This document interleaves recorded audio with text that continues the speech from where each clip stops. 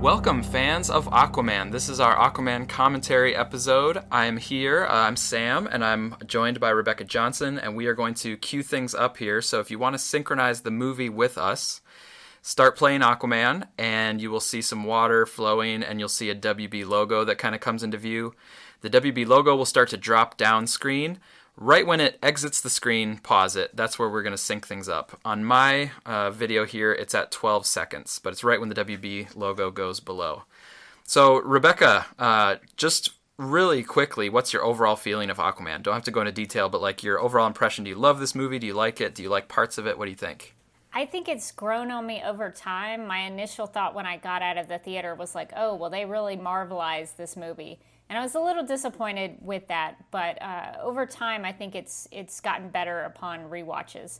I think there's some things that can be done better, and we'll talk about it as we go through. But I think there's a lot to like about this movie. Mm-hmm. I think I'm pretty much the same way in pretty much everything you said there about seeing some Marvel influence, but also, you know, being okay with it sometimes, and it's gotten better as I've seen it more. I know why it's a big hit. Like, I can definitely see why it's a big hit. Oh, yeah. It's not my favorite movie in the universe, for example, but I can see why a lot of people like it. So yeah, it definitely played towards the general audience. Yeah, and with the visual kind of theater experience for sure, too. Yeah. All right, let's go ahead and get started. So we'll do 3, 2, 1 play at that spot. So 12 seconds in, we will together go 3, 2, 1, play. So we have, I like the water tinge to these logos. I've talked about this before on the podcast, but I love it when the opening logos have like the style of the movie. Yeah, and you can hear the sort of underwater sound effects going on. I like that too. It makes it really immersive. Yeah, I just like it when I can already tell what movie it is just by the logos, rather than like the generic logos. But here we are in a classic Aquaman setting. Like right away, we kind of know this is going to be the lighthouse keeper. We know it's going to be Amnesty Bay kind of stuff. So they go right away into, you know, just like deep Aquaman lore kind of stuff, which I think makes sense. Yeah, and I really like the first shot. I'm big on first and last shots of films. And the first shot is that really big, impactful shot of the window shutter hitting the house, and it's a really loud sound, and it brought me into the film right away. Right. Although I will say though, sorry to interrupt, the thing that I don't like about this opening, and I think we have talked about it in the podcast analysis, is the narration. Mm-hmm. I think this film would play so much better in the opening if it had no narration whatsoever. Because you don't need what Arthur is telling you. You don't need the Jason Momoa narration. You could just I want to see a version of this movie where it just plays out without the voiceover and just lets you follow the story through the visuals. I think that would be way more impactful. Yeah, I know. Like, you know, in BVS, there's the opening Beautiful Lie kind of poem, and unless your poetry is going to hit that level of Chris Terrio, I kind of agree with you that you should just kind of let it out, you know, or, you know, not include it. But I like the parallel of Batman v Superman and this one and Wonder Woman all kind of starting with the narration. But I agree with you that this narration didn't impress me as much upon, you know, analyzing it, looking at it more closely as the other ones did. It just seems really redundant. Yeah. Because I think it would be really cool if you were actually watching this movie and trying to figure out who this woman is, who this guy is, and then maybe getting the answer later that their child is Arthur. Then you can sort of, for me as an audience member, it'd be more fun to put those pieces together.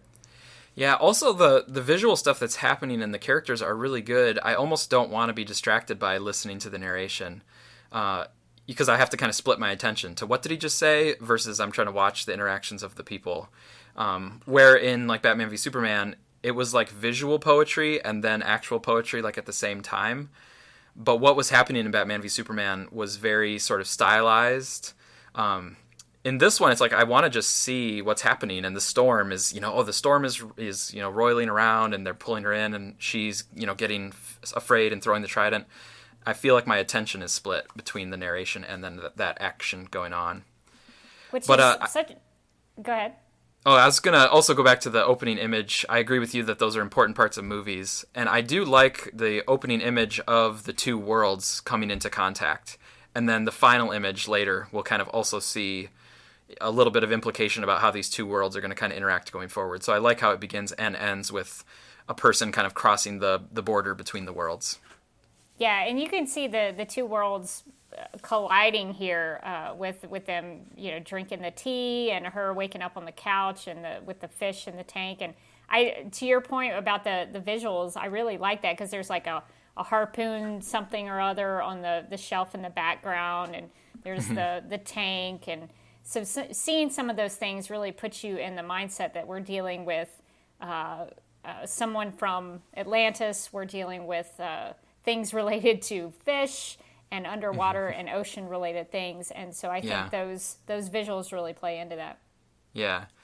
Now, Atlanta just said her name. When you watched this the first time, did you get the impression that she couldn't talk? Because I'll say the first time I watched this, she was like silent, and I thought maybe she couldn't talk on the surface or something.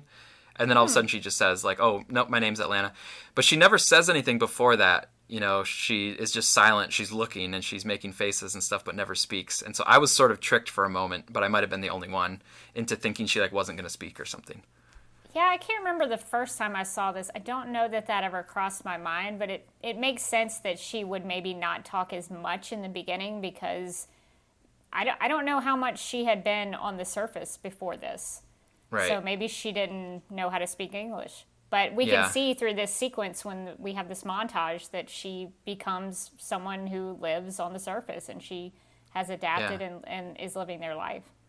Yeah, and what I really like is how content she seems to be with just this very small life. They aren't going into the city. They're not like traveling around the United States.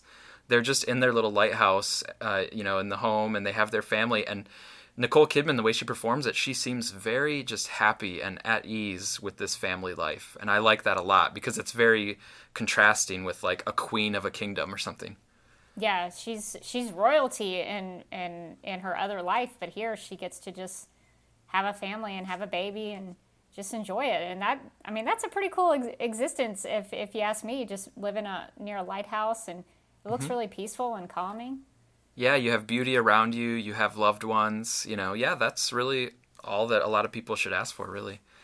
But it is ironic when you think of, she is a queen, but she's totally happy with just a very humble kind of lifestyle. Well, and I guess we'll see later on that she wasn't really happy in that life. Right. Nice little foreshadowing of the Trident kind of story there, but then we go right into the first action scene. So, again, this is kind of like... this movie was very popular, as we said before, making a lot of money at the box office. Part of it is because it hits some of these beats that are expected from like action blockbusters, which is you have an action sequence within your first like 5 or 6 minutes. So like right on cue, we're going to have a little action choreography and stuff. Yeah, and we get that broken frame, foreshadowing the brokenness of the family. Mm-hmm. Yeah, and this is really an invasion of that tranquility that I was just talking about. Like they're coming right into it. Yeah, so. her old life is coming back to haunt her. Mm-hmm. I like the design of these suits. The colors really kind of pop out against the white of the soldiers' suits.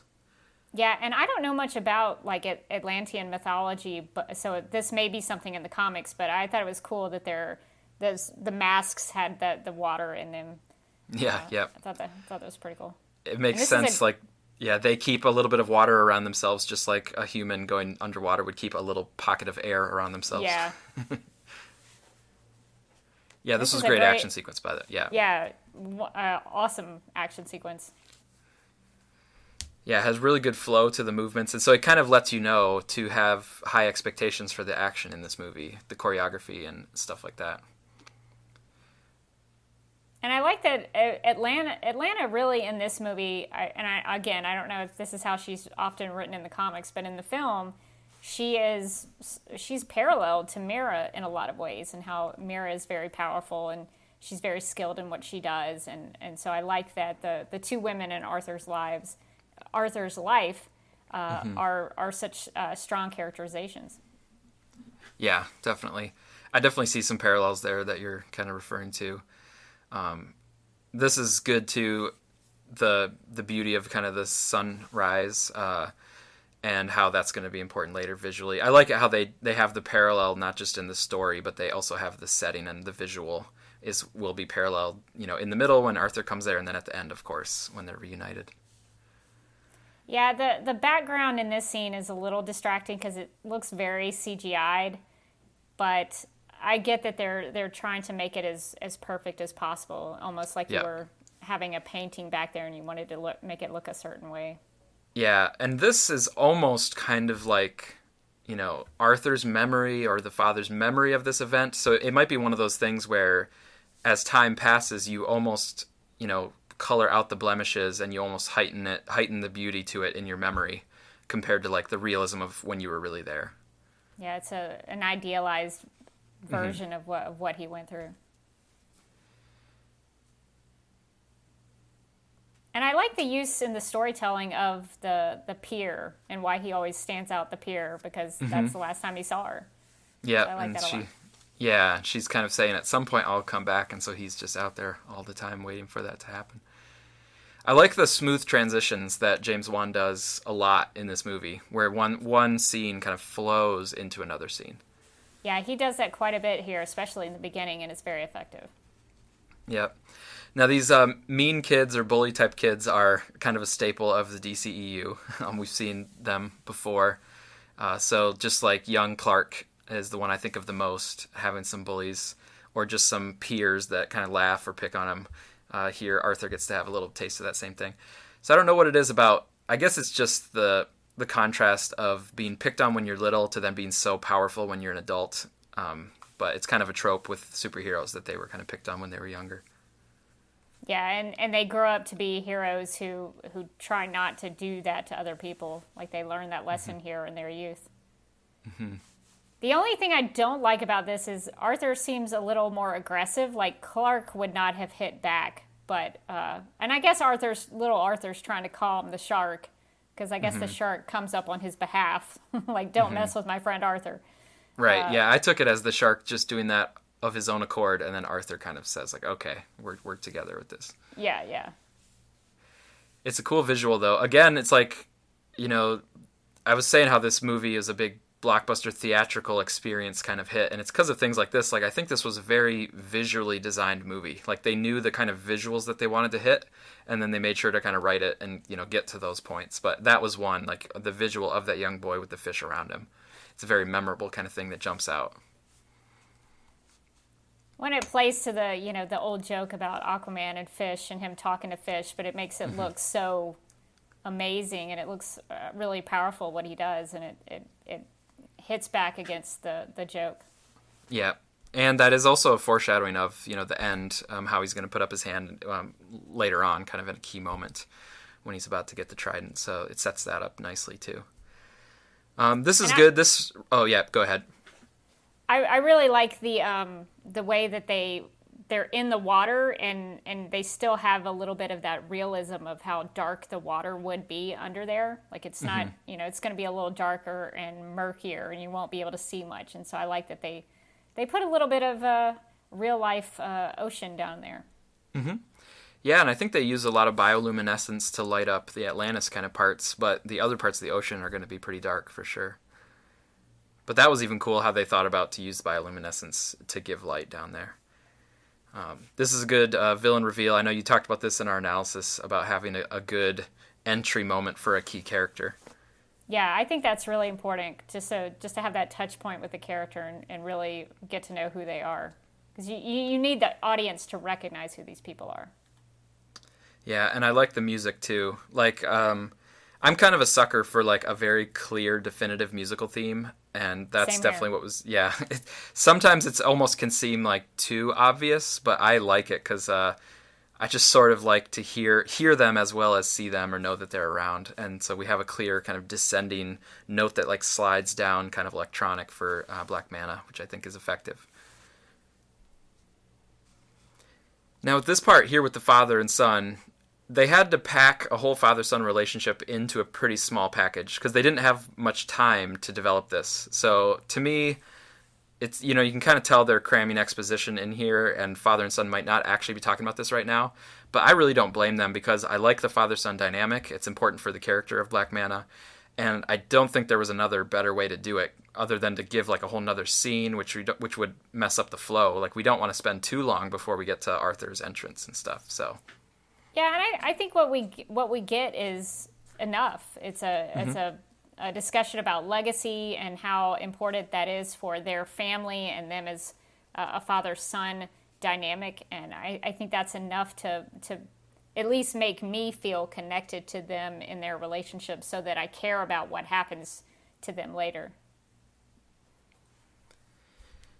Yeah, the knife is a nice little establishing shot there too, which will of course come back a couple times later. This is now a nice build-up. We start the build-up for Arthur's entrance here. I like it here. At first, it's from the point of view of the camera, and then we kind of see him from behind, and we get a lot of build-up before he actually shows up, like, face-to-face. This is also a little bit of Steven Spielberg kind of thing, where you have people looking at it, and like, oh, what are they looking at? What are they looking at? And it builds the anticipation before you finally see what it is they're looking at. And it has a lot of shades of the Wonder Woman film where you would see hints of Diana's costume, and then eventually there's the big no man's land sequence where you get it revealed. That's sort of what this is. We see a little bit of Arthur a little bit at a time, but we don't actually get to see him until he pops down into the sub. This part of him lifting the sub, I just saw on Twitter recently. I can't remember who it was, but they kind of posted the DCEU heroes lifting things. Like, so Superman is lifting the Russian shuttle, Wonder Woman's lifting the tank, and then Aquaman's lifting the sub. Yeah, they're superhuman, and to know how I've taken water aerobics classes. I know this is stupid, but I've taken water aerobics classes before, and I had to use weights underwater.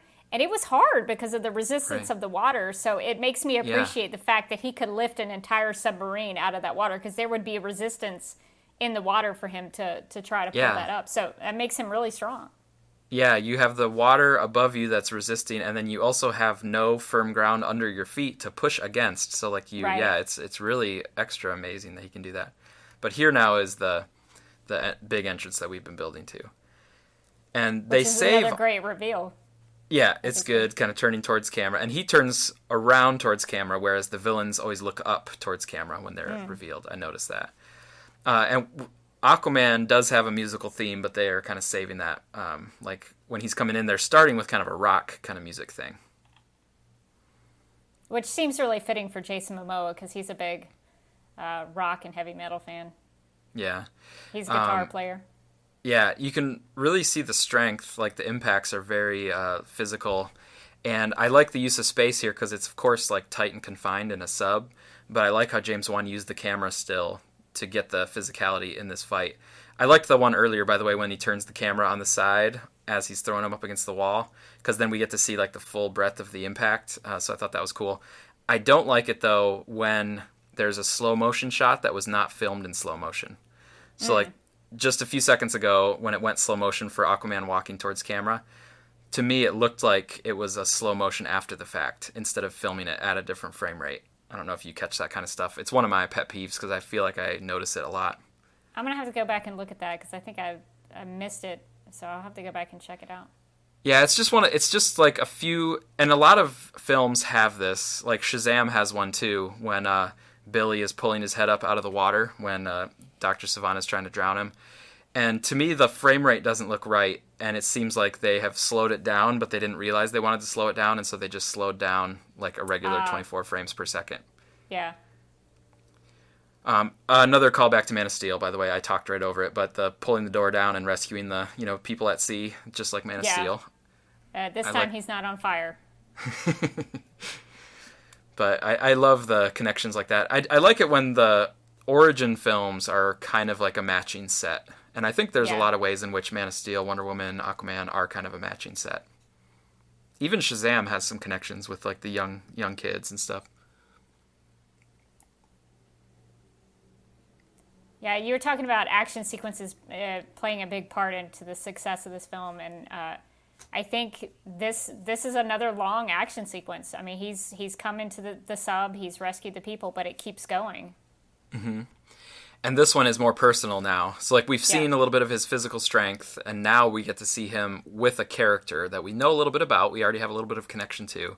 And then, of course, their rivalry is going to continue on in the film. So they're bringing it to a more personal level, which is very effective.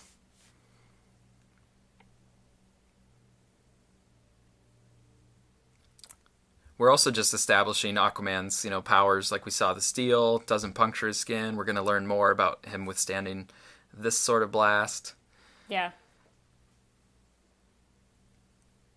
So we've seen his power in the water and his swimming, and we kind of can just tell that he's very, very durable. But this is also one of those things where they bring in a little bit of humor, like a little bit more humor than like Man of Steel or Batman v Superman had. But I think it fits with the character. Like the way that Jason Momoa plays Arthur, he does seem like the kind of guy who would do this, who would pop up and say this. Yeah, I think with his take on the character, I think the humor does fit here. And also, as far as Arthur knows right here, this is just, another mercenary who just shot a whole rocket, grenade launcher at him. So I don't really blame Arthur for taking out his shoulder like this. Yeah, it's just self-defense for him at this point. Yep.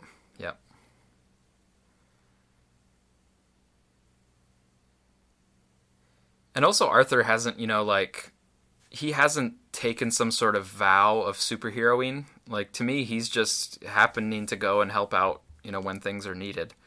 But he's not, living some higher ideal of being a superhero or a king or anything like that. So I don't think he has established for himself some sort of moral code yet. I think he kind of just goes, we know that he goes up to Iceland if they need food, and we know that if he's around, he'll help people at sea. But, I think he is obviously still developing who he wants to be and making that decision by the end of the film. Yeah, I struggled with this decision at first because I thought it made Arthur look like a real jerk. I mean, it does, but I think you're right. At this point, he's a different character. He's not Superman. Clark would go and save these people, but Arthur's not that character. So I can't expect him to act the same way that Clark Kent would. And also, I struggle with the fact that Arthur knows that this is, he doesn't know really who Black Manta is, but he knows that this younger guy is the son of this older guy, and he knows their father and son. And Arthur has such a close relationship with his own father that I'm like, dude, can't you have some empathy for these guys? But to your point, they were trying to kill him. So I guess that's what he's thinking about. Yeah. And it's also early in the movie. So I think I would feel differently about it if he did this kind of thing at the end of the movie. Sure. Yeah, you gotta have somewhere for him to grow. Right. And I think that growth does happen with Orm. For example, he does not leave Orm to die somewhere at the end. He treats that differently than he does this part. Yeah. But this is just in terms of filmmaking. This was, I think, a very effective scene here between the two of them. You can really feel the emotion and that they're just really stuck in a hard place and not sure what to do, and they have the frustration of the situation. And then here, a really good shot where we see the explosion in the background, but the foreground is, Black Manta's face. I think it was a perfect choice. Yeah, it doesn't show, it's not too gruesome, but it gets across the point of what happened. And I do think it's effective emotionally because I feel really terrible for both of them. Like the father is doing what he's doing to protect his son and not get him down there to explode too. So I think it's an awful situation, but it really drives Manta's character. Yep. And I think focusing on his face is the right call because that's what we need to remember for later. I mean, we do see the sub, and the sub will come back later, but really what we need to remember from that moment was the anger on Black Manta, because that's what's going to drive him later on. But yeah, this is good. Returning here, so Arthur was doing that stuff at sea and then decides to use that as an opportunity to come check up with Dad. It's probably been a while since they've seen each other, and I'm also guessing that the whole Steppenwolf Justice League stuff happened since the last time he saw his dad, so a lot has gone down for Arthur since the last time he was here, I'm presuming. Yeah, that makes sense.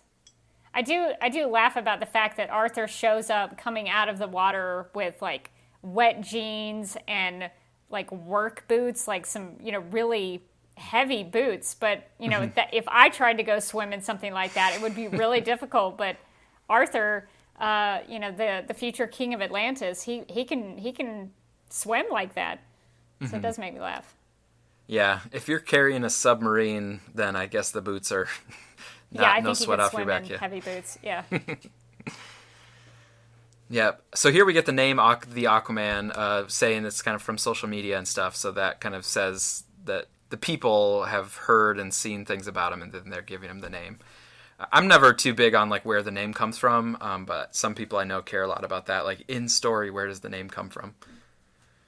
The only time I really care about that is, Superman and Lois Lane. I like it when Lois is able to name him. Right. Yeah. Yeah.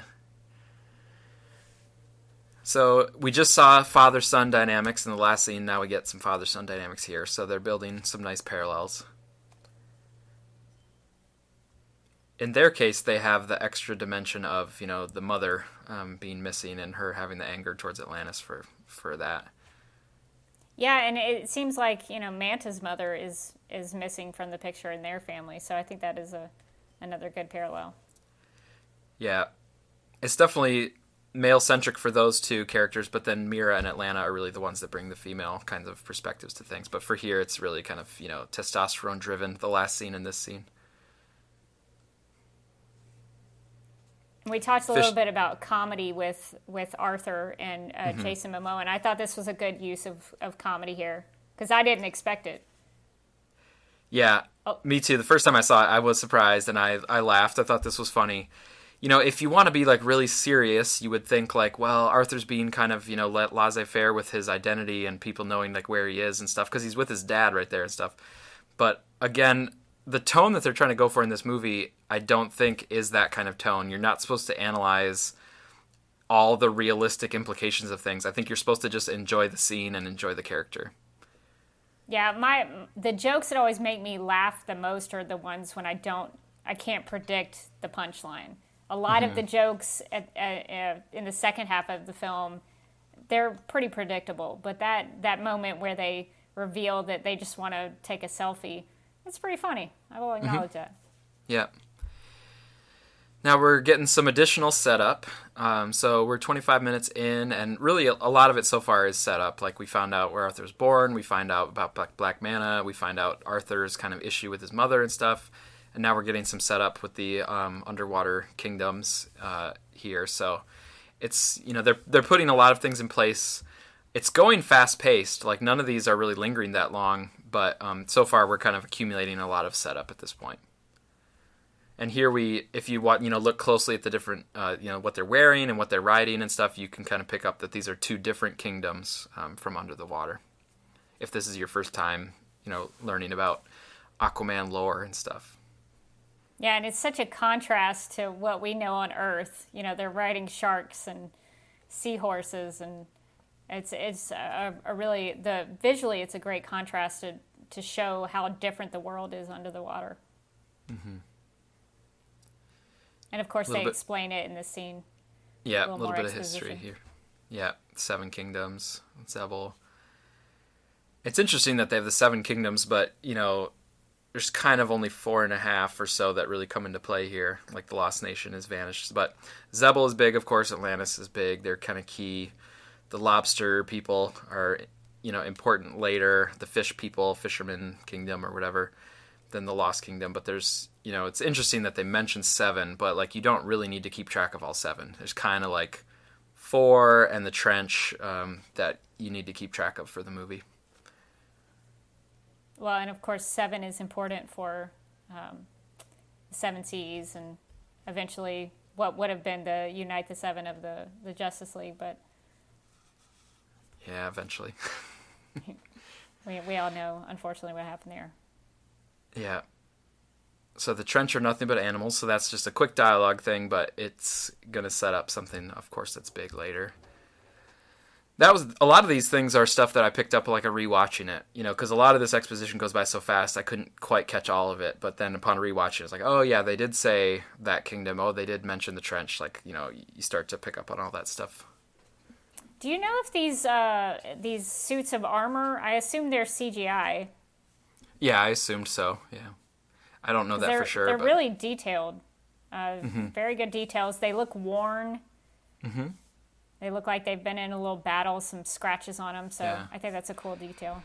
I did hear in one of the behind-the-scenes, featurettes that with Patrick Wilson here, they pulled his hair back really tight so that they could CGI in his hair.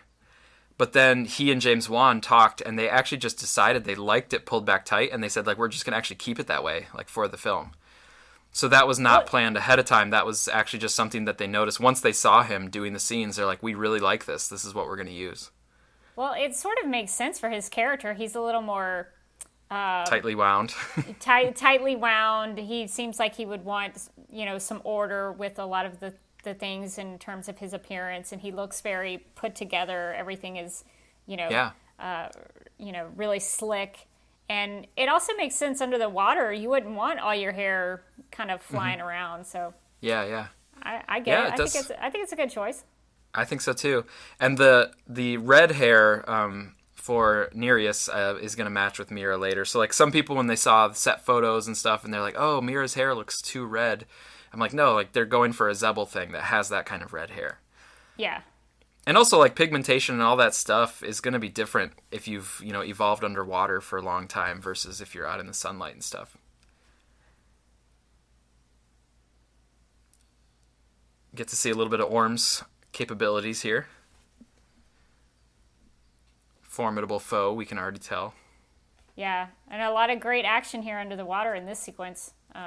The fact that they were able to pull this off so that it looks as good as it does, like I buy that they're underwater swimming around and doing all this stuff. So I think it looks great. Yeah, I agree. Yeah, they did a really nice job. Like the setting looks really cool, but also their movements and all that, it actually worked out quite well. The submarine, of course, you can kind of put it together. Like, even if you haven't seen Throne of Atlantis or read that graphic novel, you can kind of put together like, oh, that sub seems suspicious. I like the, is it Terry's Sunken Galleon? Mm-hmm. I like that name for the bar. This is a caring side of Arthur, that he's willing to take his father home like this. Yeah. So he's not all gruff and selfish. He actually cares about other people. I think that's important to show with your hero, so that he's a guy of good character. Yeah. There was a quick reference, so there's a clear reference to Steppenwolf. So this is, after Justice League, and they did interact briefly around Steppenwolf's fight in Justice League. But right before that, Arthur said, I'll tell you the same thing I told Volcko. So that's my understanding, is that's a reference to a deleted scene from Justice League, which was at the end of Justice League during the denouement, that Volcko was going to come and say, hey, we have a situation in Atlantis, we might need your help, the throne is blah, blah, blah. And that was cut out, so we did not see Volcko in Justice League, but they refer to it here as like, Volcko already came and told me about this, and I'll tell you the same thing. So we get some, on the positive side, we get some clear connective tissue from Justice League to this movie, putting it all in the same universe. On the negative side, it reminds us that there was some stuff cut from Justice League. Yeah. And I'm a little mixed on writing these films that way, because I would rather, personally, just from a personal preference, I'd rather them be more standalone, because I don't want to have to watch all the movies before this, even though I love the movies before this. If I was just watching this on TV one day and I happened to catch it, I wouldn't want to have watched all the previous movies to understand what's going on. Right. So part of me is mixed on that. It's cool to have that connective tissue, but I think as a film, you would want to play it more standalone so that anybody could pick it up. Yeah, I agree for like the different characters. Like somebody that is interested in Aquaman should be able to just jump into this movie and they don't need to watch 5 movies before. I agree with that as an approach. What they ended up with here, I think, is okay, because they just have a quick reference to Steppenwolf. But if you're momentarily confused, like, who's Steppenwolf, it doesn't actually matter. Like, it's not going to take you away from anything else that you need to know for this story. So I'm sort of like okay with like a quick reference that ties it together, and if you want to know the chronology, it helps you know the chronology. But it's not a barrier for anybody to be able to enjoy this movie. Just the fact that Mira says the name Steppenwolf, Yeah. I really love the colors in this sequence. Yeah, it's beautiful. Just the purples and the blues and the different colors, the different shades of blue, really pops out. Yeah, and I like this Atlantean technology too, to use the water for their communication. It's cool.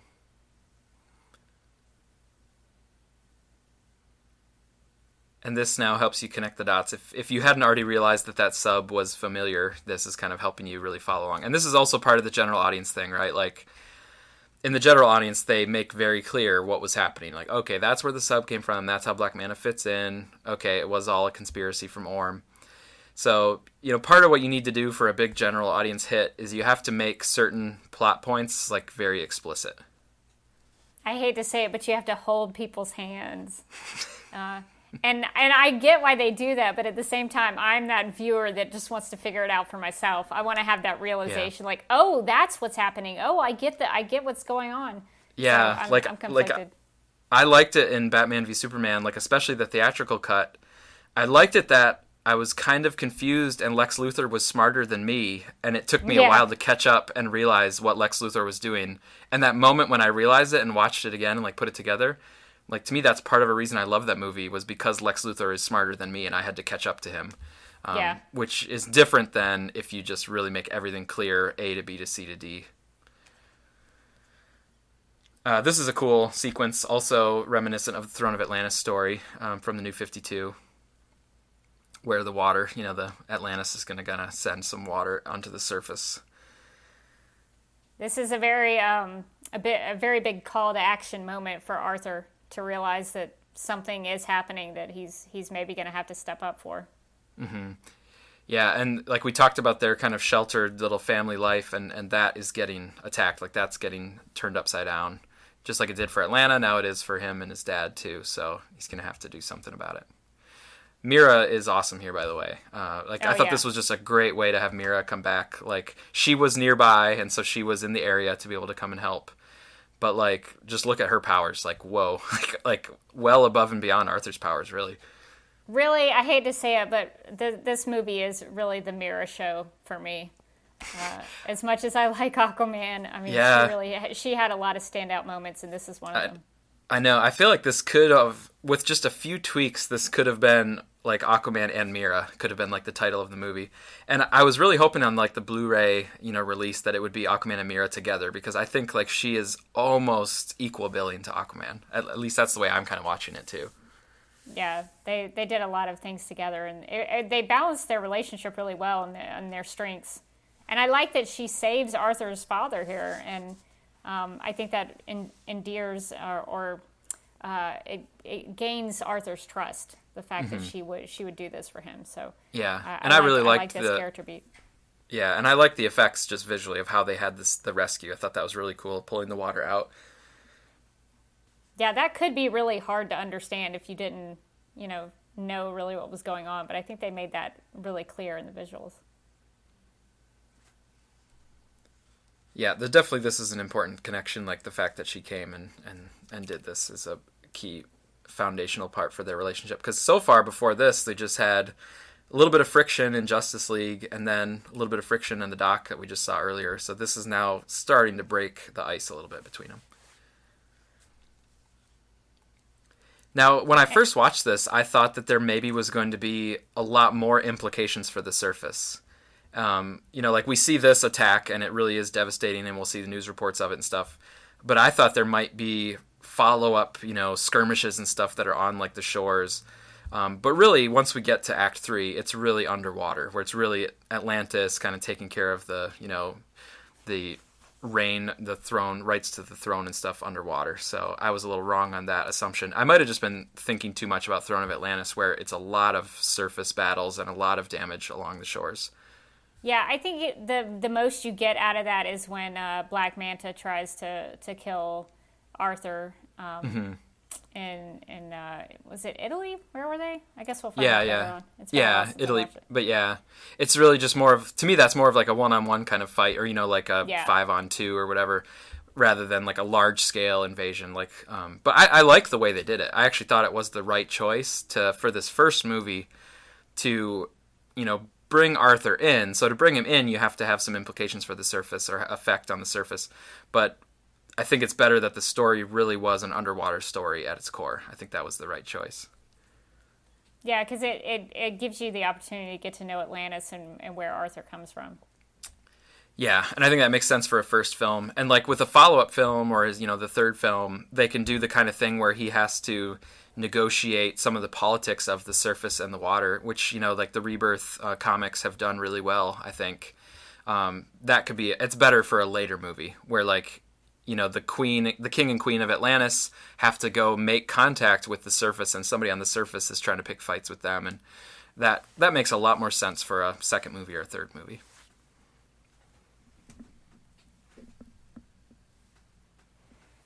I think they did a really good job of transitioning from the present day to the flashback here with the circling around Mira and Arthur and becoming Volcko and little Arthur. I think that's a great way to flashback and show him as a child. Yeah.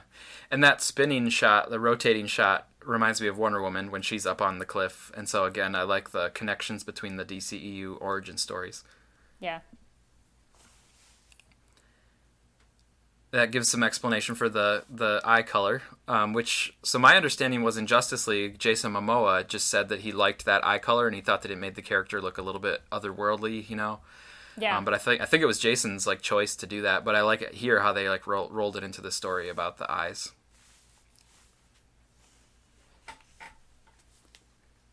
And these are great shots to make him feel like part of the world of the water because the dolphins kind of jumping up and down and making him feel like he is part of that world. Not to use a Little Mermaid reference. Sorry, that was a bad pun, but it does place him, because he feels so human and feels so part of the surface world. But you need to make him feel like he's part of the ocean as well. Right. Yeah, you're right. I hadn't thought about it like that, but you're totally right. And the animals are a big way to connect to it, and the animals are going to be a really important thing later. Now, Volcko, I'm not sure how I feel about Volcko just, pretty much lying or completely misleading Arthur here. Like saying, I'll take you to meet the queen is like, well, you're kind of implying that queen is his mother, and you're kind of implying that he could meet his mother. Yeah, Volcko is in a really tough position. Yeah.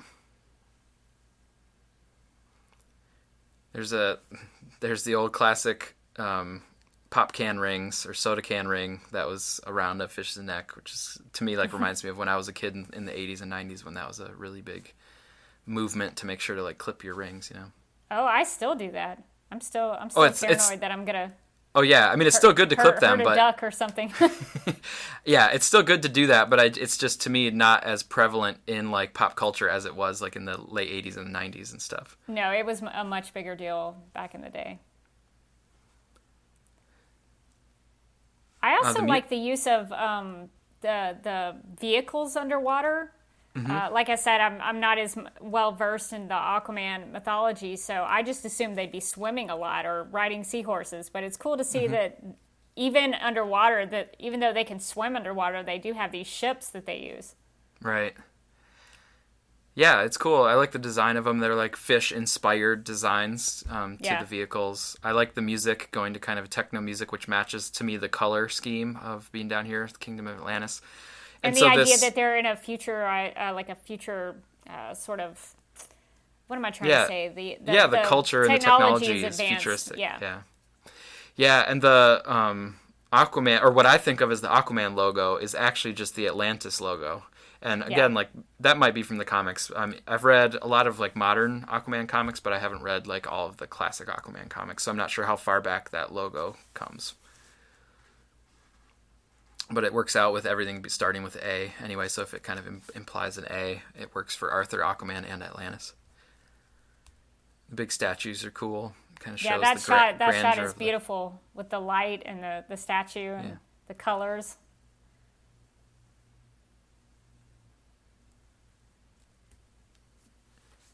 So she is royalty in the Kingdom of Zebel, so she has the diplomatic clearance for Atlantis.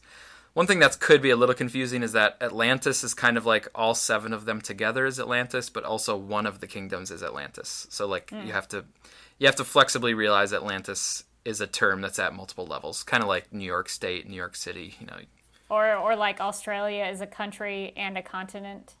Right. Yep. I don't something like that. Yep. There's the big old turtles.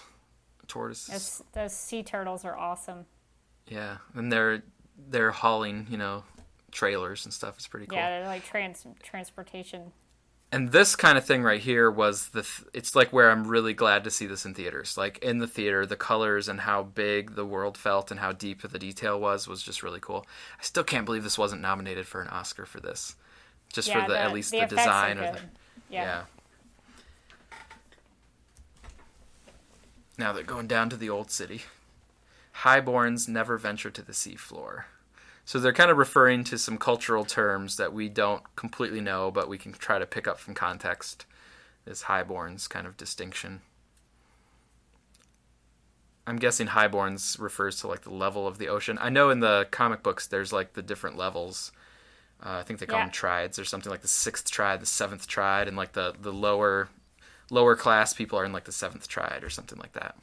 Yeah, it makes it seem like there's a class system where there's a group of people who are a little higher up, and so they live in the highest points. But you don't want to if you're higher up in the class system, you don't want to go in the depths where there's old sunken ships. That would be demeaning.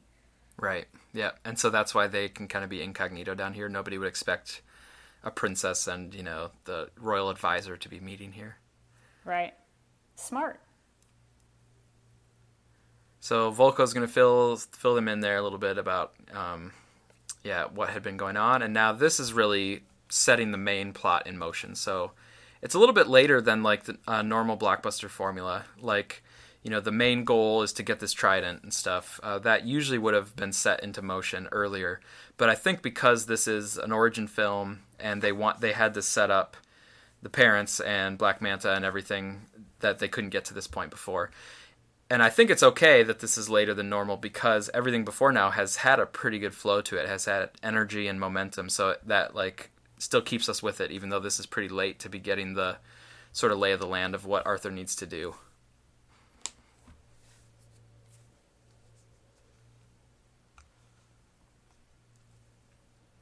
Yeah, and like in classical, Joseph Campbell monomyth, Arthur's a reluctant hero. He knows that maybe something has to be done, but is he the right guy to do it? So I think this is him trying to realize that at some point he's going to have to step up and be the one to help out, because only he can do it. Yeah. Now, we got some hints earlier from Atlanta, but now this is clearly like the history lesson kind of scene where we're actually seeing it. There's King Atlan and the trident front and center. That's an awesome shot with the whales and stuff. Whales look awesome, yeah. And we're also just getting some cultural history here. How they actually were above the water at first. There's the bridge that they were just going on, or like a version of it with the Atlantis symbol over the bridge and stuff. But now we're seeing it above. Lots of these grand shots from behind the king. Yeah, this is awesome because sometimes I forget Atlantis, could have been a place above the water and just sunk down into the ocean. And to see them like this, it's such a different take on what I think of Atlantis, and I think it looks really great. Mm-hmm. And it's cool, too, how their technology was more advanced for that time. Like with those steam engines and the vehicles walking around and stuff. But I think it speaks to the people and their intellect that they had to adapt from being on the surface to being under the water and still maintaining a high level of technology. It's pretty impressive. Yeah. And now here we see the fisherman kind of people. They'll come up later. There's really quick shot of the lobster people. I wish they would have shown the lobster people a little bit longer, because the brine, I guess they are. Because they are, like, the enemy for the big final Act 3 battle. And, like, we only saw them there for, like, 1.5 seconds or something. That is a criticism I have of the movie, is I felt like that brine battle was not really set up fully. It is in dialogue, but visually, it's kind of like, oh, who were those again? Why is it so important that they're fighting them? Okay. Yeah, the focus is more so on Orm as the villain and the main person Arthur's going to have to go up against. So, yeah, I think that is unfortunate. Here's another explosive scare kind of coming into the scene, like Atlanta had at the lighthouse. And similar kinds of soldiers coming in. Even though this is many years later, they got pretty much the same kind of outfits. Yeah, one of my criticisms is there are maybe a little too many explosions, but I get like it surprise explosions, yeah.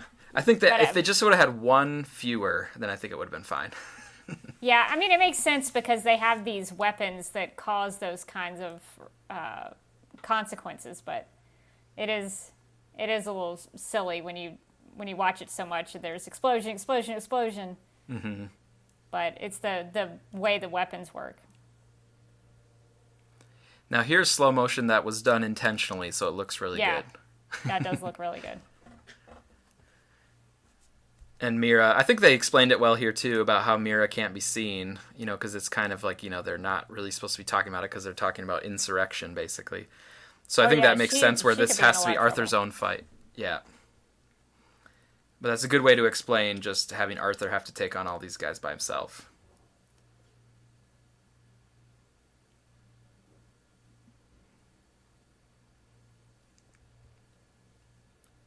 I like how you can kind of see the face inside there. Makes it a little bit more interesting than if it was just a generic robot-looking guy. You could see the face of the person inside. And I do like the use of swords down here in this. I don't know what kind of ship this is, but I would like to think it's like some sort of pirate ship. And so it's kind of funny to think about these people who live and breathe and operate underwater, and they're still having to fight with swords like people on the surface do. But it just makes me think of like Peter Pan and Captain Hook, fighting with swords. Right. So it has that same kind of feel. Yeah, that is cool. It's a nice allegorical connection I hadn't made. There's the face again. It's good. See, Arthur's still underwater swimming with leather and jeans and boots. He's very strong. Now, this scene really surprised me the first time I saw it because I was expecting him, when he got arrested, to be in like a dank little cell or something. But all of a sudden it's like, whoa, it's really bright and there's a lot of people all around and stuff. Like, it goes immediately to a public display of Arthur. I was not expecting that, but it really drew me into the scene. Like, whoa, like what's going on? This is like not the set I was expecting for once he got arrested. It is a good storytelling choice, and especially in for the character of Orm, is he wants people to see him having captured Arthur. He wants people to witness this guy that he thinks is not somebody anybody should follow. He wants to make an example of Arthur. Mm-hmm. Yeah, the public sentiment is really important. Like, you're only king because the public, buys into you being king or can't resist you or overthrow you. So a lot of it is about the public show of strength, and people have heard rumors about this brother or half brother and stuff, so he needs to like publicly squash those rumors and stuff. It's also just beautiful, like when Orm was floating down, it's a cool villain moment, but also just visually a very cool shot, and his gold really stands out against the white. So like I think it's a good production design. Yeah, he's really showing off the fact that he is royalty with all that gold. He stands out. He's the only one looking like that in the scene. Yeah, and some people that are like big comic book fans might be like, hey, that doesn't look like Ocean Master's like normal, costume. But just wait, like the Ocean Master comes at the moment when he becomes Ocean Master, and at this point he's just King Orm. Yeah, so I really thought they did a good job with the costumes. This is cool, by the way, like use of the visuals where the water is kind of displaying these other events and stuff. The way that the surface has damaged the water and the animals and everything like that. And Orm's hair is not as slick back here. It's kind of flowing a little bit with the crown. Oh, yeah. That's right. Real quick, one of those things that was shown of the holograms or whatever, I think might have been the oil rig from Man of Steel, or that's what some people have claimed at least. Oh, I might have to go back and look at that. I've always heard people talk about it, and I'm like, I don't know where that is. I've seen a screenshot of it, and I do buy it. Like, it's definitely an oil rig that's like burning at sea, so you might as well call it the Man of Steel one.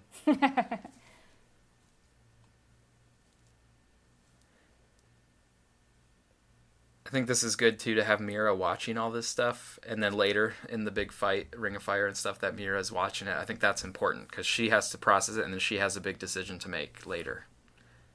Yeah, because she is in between. I mean, these two brothers are the two different worlds that that Arthur represents, and she's going to have to pick one of them. Mm-hmm. Yeah, and really none of the rest of the movie is possible without Mira. So that's why, again, I think I almost wish it was called Aquaman and Mira or something. But we'll get to that here in a few minutes.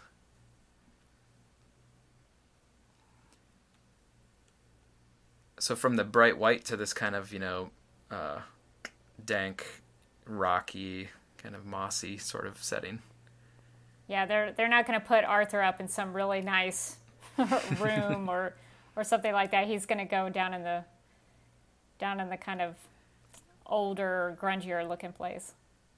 Yeah, and it's interesting how they have the jellyfish just floating around like lamps, so they've either trained or somehow got docile jellyfish that are bioluminescent to serve as their light fixtures.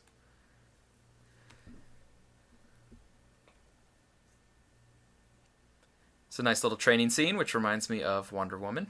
Again, just for some of those parallels between origin films. Yeah, and this scene is going to be really important later on in terms of the move that Volcko tries to teach him.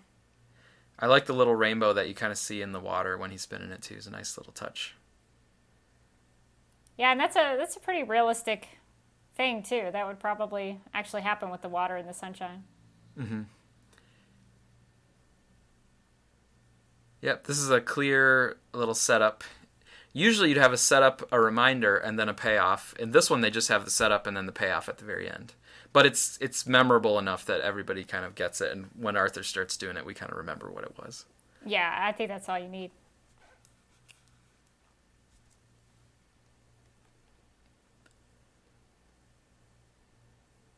The actor here for teenage Arthur, whatever, I've thought about this a lot because I don't think his acting is great, but I also think that they didn't help him with the blocking. Like, they kind of just have him stand up, and then he just has to do all of it. I feel like they could have physically given him some, like, these shots here. It's like, stand there, and the camera is just going to push in on you slowly.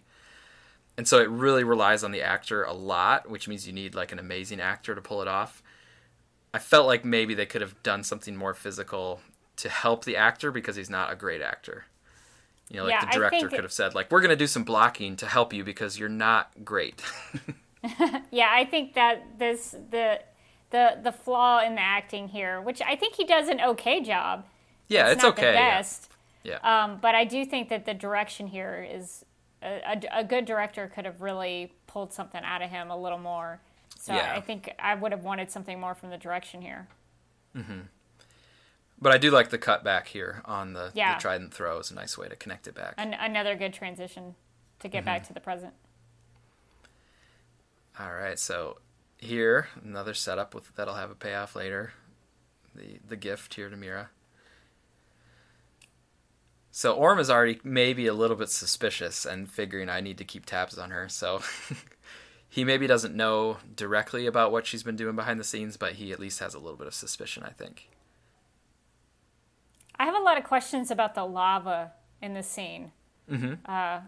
So do they think, I mean, do they feel the heat? I guess they would feel the heat even under the water there. I don't know how that would work. They don't look hot. Right. Yeah, I think it would definitely really heat up the water that's immediately around the lava, and then that would radiate outward somewhat. Yeah, it's definitely got to be pretty warm in that space right there. But must not be deathly warm, or they just have more resistance to greater heat, maybe because like they can withstand a lot of water pressure. Maybe it also means they can withstand greater temperatures. I don't know. Yeah, I guess I'm just looking at it from a surface dweller point of view. Like, that would be really hot for me, but yeah, for them it's not. No, the lava that's like around their feet, like, yeah, I'm pretty sure it would be totally scalding our legs. We'd be so hot. Yeah. Now, here's another little exposition, the Crothin. So there's quite a bit of this stuff that is mentioned in dialogue, and it all does link up and make sense. But but you have to really pay attention to the dialogue. And it's kind of tricky when they're using words that are not regular words, like Karathan. Like, if you've never heard that word before in your life, you might not always pick it up the first time you hear it. But that is Orm talking about this giant monster that will become very important later on. Yeah, there's a lot of exposition in these scenes where you really have to pay attention.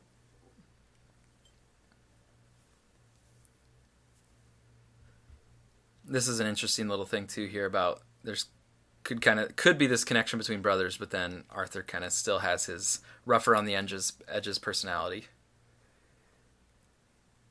But it sets up, an interesting dynamic where it's hero and villain, but they also you could imagine them kind of having a reconciliation and stuff, and that's still possible at the end of the movie. Yeah, and I think a lot of it's just miscommunication on both of their parts. Like, they don't really know what happened to their mother, and they both sort of blame each other in terms of Arthur blaming Atlantis for what happens to his mother, and Orm blaming the birth of Arthur for what happens to their mother. Like, it's just all a miscommunication. Just talk it out, guys. It'll be fine. I like this here with the real dedication of Orm. Like, I am doing this. I have the strength of my convictions. And then Arthur is the reluctant one. He's kind of like, well, I mean, I guess I have to stop you then, But I like that dynamic of Orm is really set on what he wants to do. And Arthur is like, well, I guess you're making me do this then. I thought that was nice how they play off each other that way. Yeah, and I mean, Orm is really comfortable in this position. Arthur is relatively new to all this, so he's going to be a little more unsure. I like the crowd here. I like how the crowd adds to the energy of the scene. And there's a few spots where they have reactions and stuff, and it really heightens it. It could have just been like, oh, the brothers are here. There's kind of a claim for the throne, and they fight. But making it such a public spectacle goes to what we were saying about how for Orm it has to be public, but also for a movie it just really adds a lot of energy to it and grandiosity to the scene. That's and funny you too, mentioned, by the way. Yeah. No pros for stats. Half-Breed. You mentioned the jellyfish earlier, and I like that they're sort of using them as light fixtures in the stadium, almost like spotlights. I like that a lot. Yeah. I like the octopus drumming. To me, it's just about the tone. Like, if you're watching this movie and you haven't realized the tone, it's going a little bit more general audience, a little bit more crowd pleaser, a little bit more straightforward humor. Like this style of humor worked in. If you haven't realized it by now, that's kind of on you. I think that the movie has kind of been pretty clear about what tone it's going for. Yeah. And so if you're going to still keep thinking, so you and I love Batman v Superman, but we shouldn't go to every movie and expect it to be the same tone as Batman v Superman. Yeah, no, I wouldn't want it that way. I want to see a director's vision. And I think he played into the fact that under the water there would be sea creatures who would do things like that. Mm-hmm. Yeah, like you could train. Sense. Yeah, like we've trained surface animals to do a lot of very complicated things, and also I think like octopuses are actually pretty smart. I think so. If you took that intelligence capacity plus a lot of training and breeding them for certain skills, like you could get to a pretty remarkable kind of thing. Yeah, and everyone under the water seems very smart anyway. So I would buy that an octopus knows how to play the drums. And also, who else would be able to play that many drums at once? Mm-hmm. I buy it, 100%. So again, it's important that Mira is watching this, so I like that, where we see it from her perspective. There's a lot of great camera work in this scene, the way it goes in and out of being close-ups to going wider out so you can see what's actually happening. Yeah. And I like how James Wan kind of said, well, if we're in water, then the camera could move in any direction. It could move up, down, back, forward, anywhere. So I like how he had that freedom with the camera.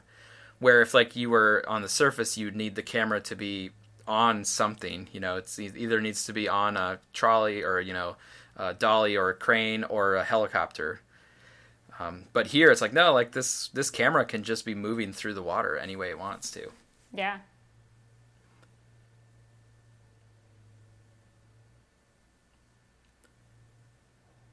This is the moment that just has a lot of impact. can kind of feel it, especially in theaters. You could really feel it like going, hitting you, and then the audience reaction is really cool, I think. And at that point, to me, the audience is not really rooting for Orm. They're just like excited that it's a good fight that they're seeing, just for entertainment value, kind of. Yeah, and I like that moment when they're going towards each other, and you can really see the power of their speed as they swim underwater. You can see it increasing as they collide into each other. Mm-hmm.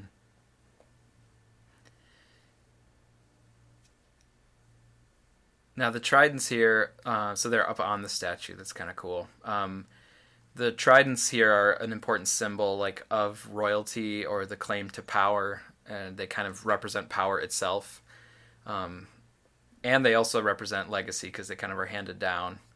So it like means quite a bit here when Orm is gonna to break the trident. It's kind of like he's breaking like Arthur's connection to his mother and sort of trying to claim that for himself.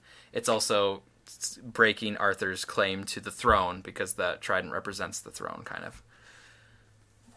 And it's emasculating in that sense too, like my stick broke your stick. Yeah. And he's showing that, or at least to the people, he's trying to present, I'm the only one who should be king. Well, as he says right there. I mean, I could have gotten it without the dialogue, but yes, he makes the point to say it. Right.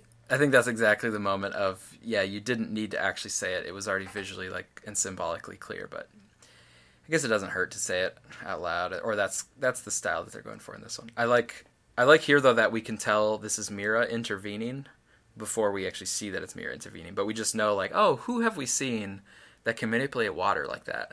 Yeah. And she also did this against Steppenwolf, too. She, pulled the water out from under Steppenwolf. So it's a move that she can use when needed. Yeah, it's pretty amazing that Arthur kept up with Orm as much as he did during that fight, because he's not as skilled as Orm would be. Orm probably grew up learning how to fight like that. So the fact that Arthur even stayed with him. Yeah, you're right. Is impressive. When I think about it, he did better than he should have, probably. But here's the moment where Mira, without Mira taking this action, the rest of the movie doesn't happen. Arthur just loses right away. Yeah, she's so important to the story. And I think that plays back into Man of Steel, too, where Superman and Lois Lane were very much partners in that story. So and even Wonder Woman with Diana and Steve Trevor. So I like that they're still doing that here with Aquaman and Mira. Yeah, I think that's something that, it's one of the reasons I really like the DCEU, is that they do give people more equal treatment. Some other movies that I won't name sometimes just take a character and just make them a love interest or make them pretty insignificant. Yeah, these movies really make them matter. I like the music here. It's just a good soundtrack for this scene. I like it a lot. I listen to the track itself just sometimes, and it reminds me of this energy. But the visuals are coming in, the colors, the world. It's all kind of coming together into the cinematic experience here. Yeah, and it's neat to see the different kinds of ships. Orm's ship is a lot different than the one Mira is driving. Mm-hmm. And I like, even though this is a big, grandiose, cool scene, I like that personal moment of them looking at each other. And this, Orm has just been betrayed by his fiancée, right? So that's got to hurt. And it will hurt even more when he feels betrayed by his mother. So the women in his life are both, turning away from him. And he's not really self-reflective. He doesn't realize that it's kind of because of what he's doing that he's pushing them away. He just feels how dare you betray me, But I like the personal dimension to it. There's my half-brother, there's my fiancé, in addition to just the action and the spectacle. Yeah, it would push anybody to be a little angrier or a little more vindictive because you feel like you want revenge for what they've done to you. So I can understand from Orm's point of view why he would be a little more aggressive.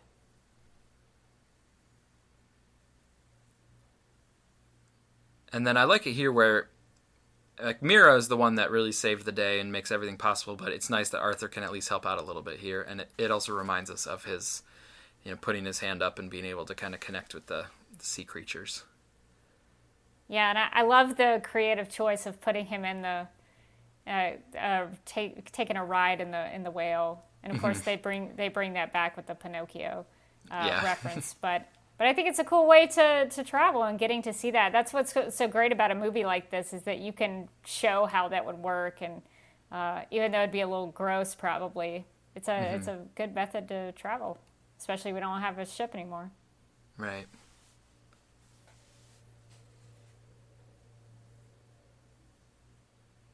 Okay, that was a pretty good joke about them both being big dumb animals.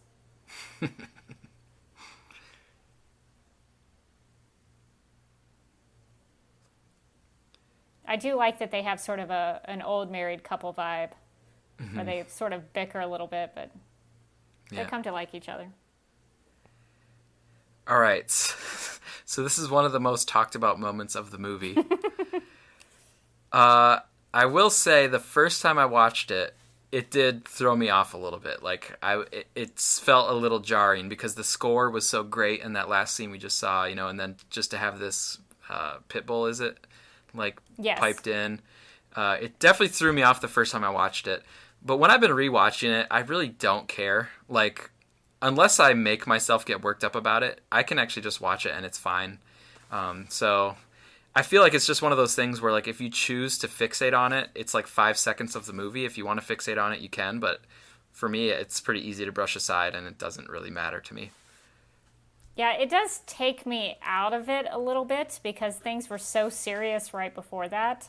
And so hearing that music that's like pop culture of present day, it does stand out, and it does take me a little bit out of the moment. But I agree, it's only a couple of seconds in the bigger scope of the movie, so yeah. I think it's fine. It's trying to set the tone of, hey, this is going to be a little bit more of an adventure with these two, so we're going to have a little fun with it. So I get why they used it, but I would agree, I would have rather have had a bit of the score there.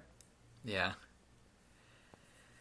I think this is a nice moment with Mira. Like, I like how she says, like, no, this is not about love. It's not about, like, I want to find true love instead of an arranged marriage. She's like, no, like, I have these responsibilities that I'm managing, like, between my people and what's the best, and do I think Orm is making a mistake or endangering us?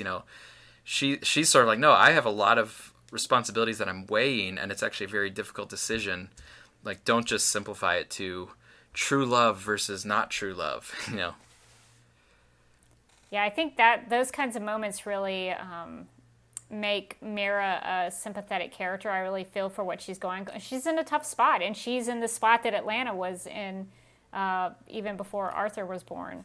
So I think it's a cool parallel there that they both had to have made those kinds of decisions, and it really shows what Mira's content of character is, that she is a person who cares about her people, but she also wants to do the right thing. So I think that really says a lot about who she is as a character.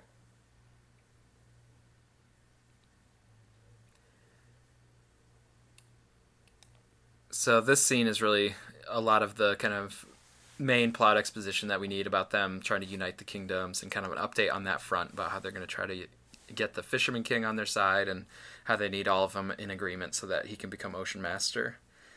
So he's trying to unify, all of the underwater kingdoms for his broader plans. It's a very functional scene, but, nothing to me that's too special. To me now, we're getting in more to the, core of the movie, where we're going to see Arthur and Mira's, relationship develop and stuff like that. That's the main thing that I'm kind of focusing on at this point in the movie. This part of the movie I really liked because it is an adventure between the two of them. It almost reminds me of Indiana Jones a little bit, that kind of action adventure from the 1980s. So I like that they played that up. But sometimes the film, I think, has problems with tone. It goes back and forth between a lot of different what it's trying to be. But I think the idea that they are playing this part of the story as sort of an Indiana Jones type of adventure, I think, is a good choice. Mm-hmm. I do like the contrast here of how sandy and, earthy this feels compared to all the underwater stuff. I think it's a nice way to throw Mira onto the surface is to throw her into a desert. So just the choice for them to have the Sahara be a setting, I thought was a good choice. Yeah, it contrasts the fact that Mira took Arthur down into the water, and now he's bringing her up into the desert. I think is a cool way to get them both kind of as a fish out of water, pun intended. And I like this too. Like, to me, it makes sense. It made sense for me to have Black Manta used to get the sub, and they obviously needed the sub for the Orm's main plot.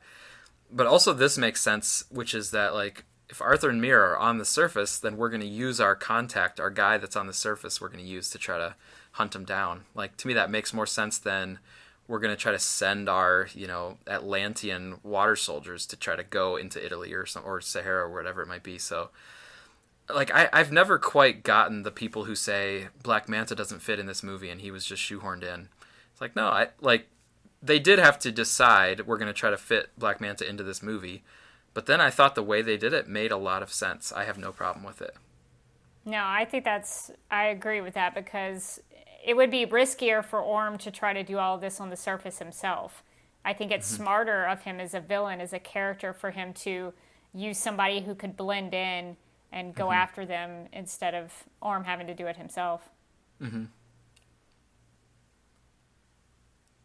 I like this too, this little montage scene to explain Black Manta's suit and stuff. And it is interesting how it starts out, so white, and he's going to oh no, I'm going to spray it.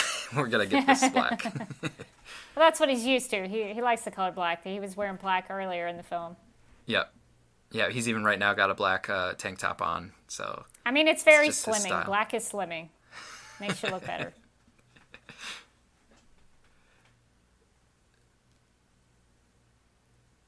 And I do like that we get to see that he has to struggle with this technology and he has to hone it and figure out how to make it work for what his purposes are.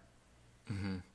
It's very dangerous. That technology could really do some damage. So it's nice to see that he has to struggle with it at first. Mm-hmm. He's going to need a bigger helmet, like he's going to need a bigger boat. Yeah, nice Jaws reference there with all the water connections and stuff. This is a cool shot.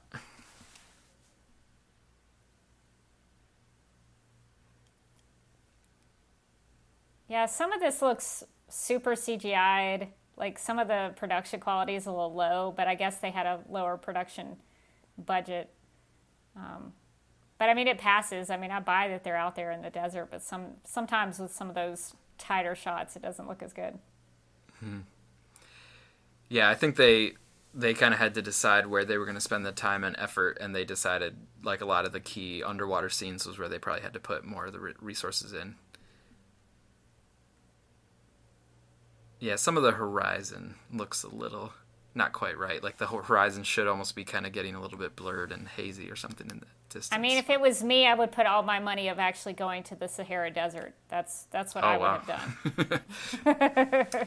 If they really wanted to get out there in the middle of nowhere like this, that like just the logistics of transporting everything there and stuff would have probably been tricky. I mean, that's how I would have made this movie. But, I wasn't offered the position as director.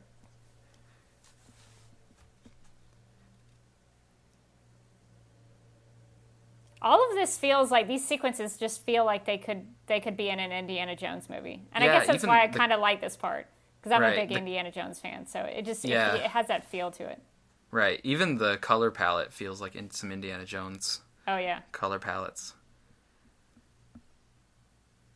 And that right there looks like you could almost have the bridge going across it from. It looks like Indiana Jones in The Last Crusade. Yep.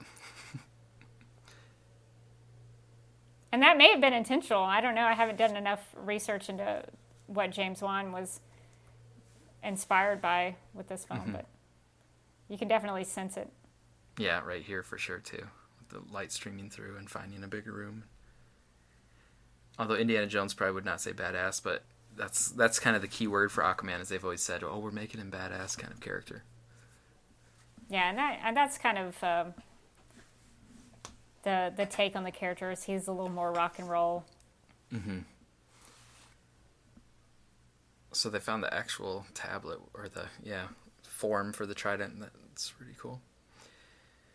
I like the idea that they sort of don't know if this is real or not, and they're having to discover that it's real along with us. Yeah.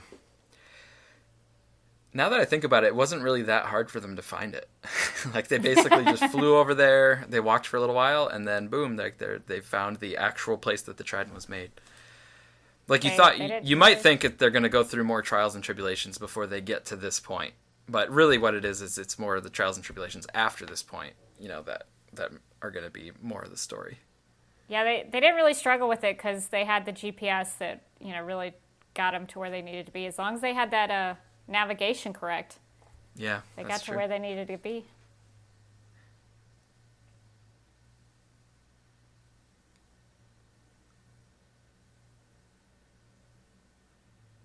Another chance to use some of Mira's powers here. She's still a little condescending towards them, but it's going to be a process for them to gain some respect for each other. Yeah. She just sort of sees him as a dumb brute. But yeah. He also doesn't understand these things that she can do completely yet. So give him a break. He's figuring this stuff out. And I like that you can sort of see her eyes change color, kind of as a throwback to the way Arthur's eyes are a little different. Oh yeah, I actually missed that before.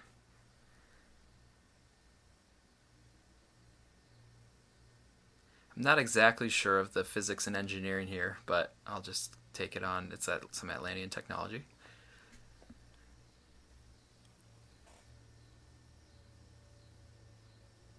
I was okay with that joke. Like, at this point, I was realizing that the humor was happening, so it's better to just go with it than to resent it, I think. Yeah, I mean, it works, but it is still a little cheesy. Like, it didn't actually make me laugh, just because it does seem like an obvious joke. It's a little more eye-rolly humor than I would like.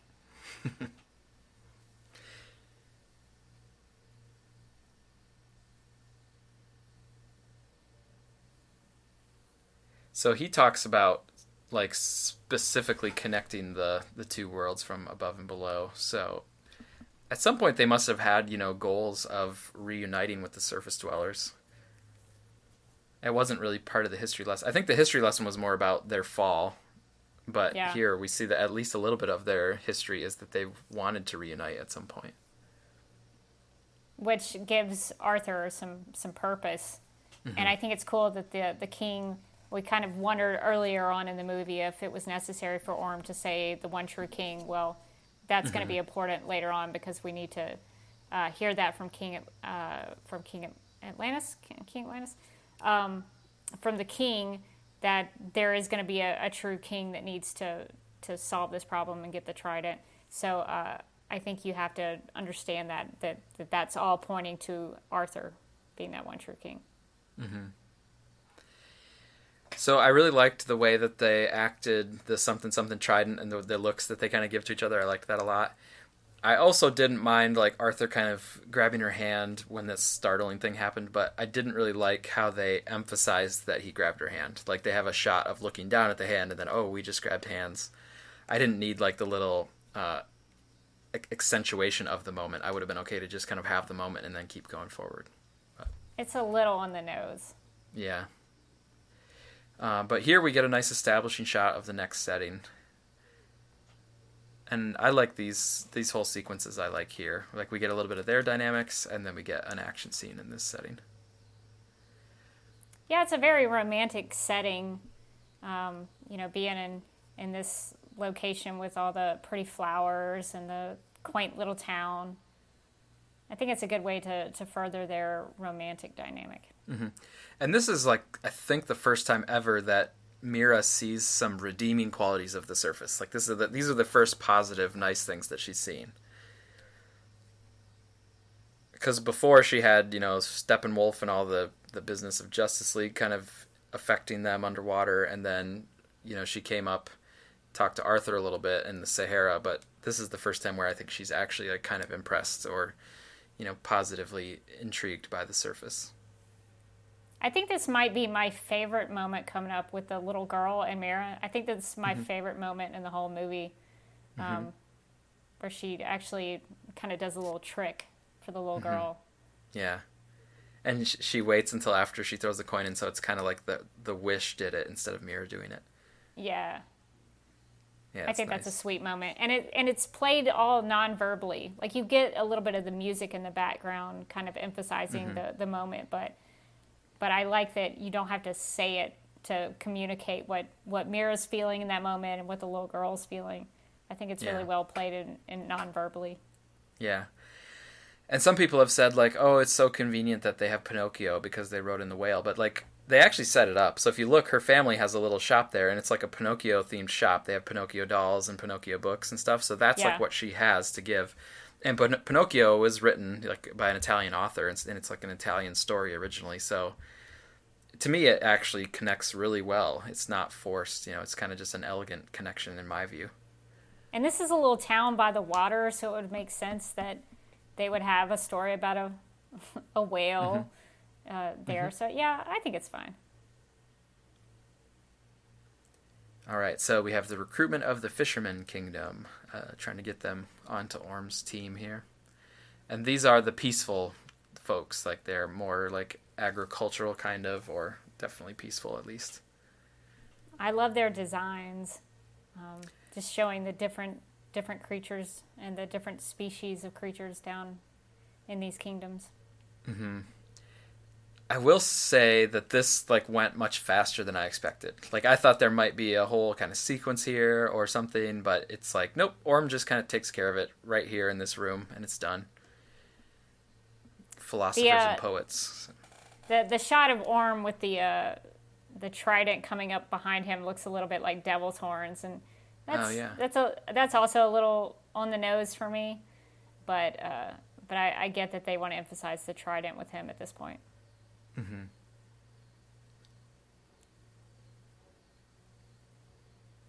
This really shows his viciousness, that he would go after, you know, a little female fisherman princess. And so there he does say in the dialogue that now we have to prepare for the Brine Kingdom. So the three have now unified, and the Brine Kingdom is going to kind of be the last one. Because the trench is not really happening. So I went to Warner Brothers Studios and got to see this statue just a couple weeks ago. Like, they have the actual statue there, and they have a bottle in it, so you can kind of go and look through it. They have a whole Aquaman exhibit that's pretty nice with the costumes and props from the movie. Yeah, I like the puzzle here of having to figure out how to actually figure out how to see it. Yeah, this is also very Indiana Jones, right? Like, we found an artifact, but we have to figure out what it means to get the next step. It's also very National Treasure. I love those kind of movies where you have a puzzle and you have to figure it out, and it plays into the bigger adventure. Yeah, and this is a nice little moment too, because before Mira was kind of saying like, "What, you didn't memorize it? Come on, like the big dumb brute thing that you were talking about," and she was not impressed with his intellect in the last scene. But here, she saw a little bit of his sweetness down in the street, and now she sees like, oh, he actually knows about these different characters and like some of the history here. So, and he was paying attention. Yep. And he figured out something she couldn't. Yep. So it's starting to just change her perspective on him a little bit. And then another, maybe also part of what I didn't like about it was the two moments of grabbing the hand and then this little catch were maybe too close together. Yeah, and you also don't need that. You know, you can just have them sort of start to respect each other and understand each other. You don't have to be so obvious. Yeah, you could have them kind of like, like figuring it out and her seeing that he figured it out, and then they could fight together side by side and without having to do like a little embrace. Yeah. But I think that again plays into the general audience. You have to spell it out for the general audience a lot of the time. See, they're falling for each other. He caught her in his arms. They physically are touching in a romantic way. Yes, like, are you getting this? They might start to like each other, maybe even love each other. Yeah. I think, like, in broad strokes, I think their development of their relationship works, but it's not as elegant as, like, Diana and Steve, which I thought was really handled well, like, from start to finish. Yeah, I agree. But I think it still works. Like, they still gave reasons for them to get closer and stuff. It wasn't just totally arbitrary, so I thought it was good. But it could have been executed a little bit more deftly. I like how in the beginning we saw that Arthur was a little bit invulnerable, but here we see that there are things that can at least give him some wounds and cause some pain for him. Yeah, especially the Atlantean technology seems like much more dangerous to Arthur. Oh, yeah. So Mira can definitely do some hand-to-hand combat too. Like, yeah. Like she used her water powers several times before, but she's like, oh no, like just with her hands and legs and body, she can take down quite a few soldiers. And I do wonder if because she's Atlantean royalty as well, so I assume that when she was growing up, she was probably taught how to fight, just like maybe Orm was. Maybe that's why they're so skilled in combat.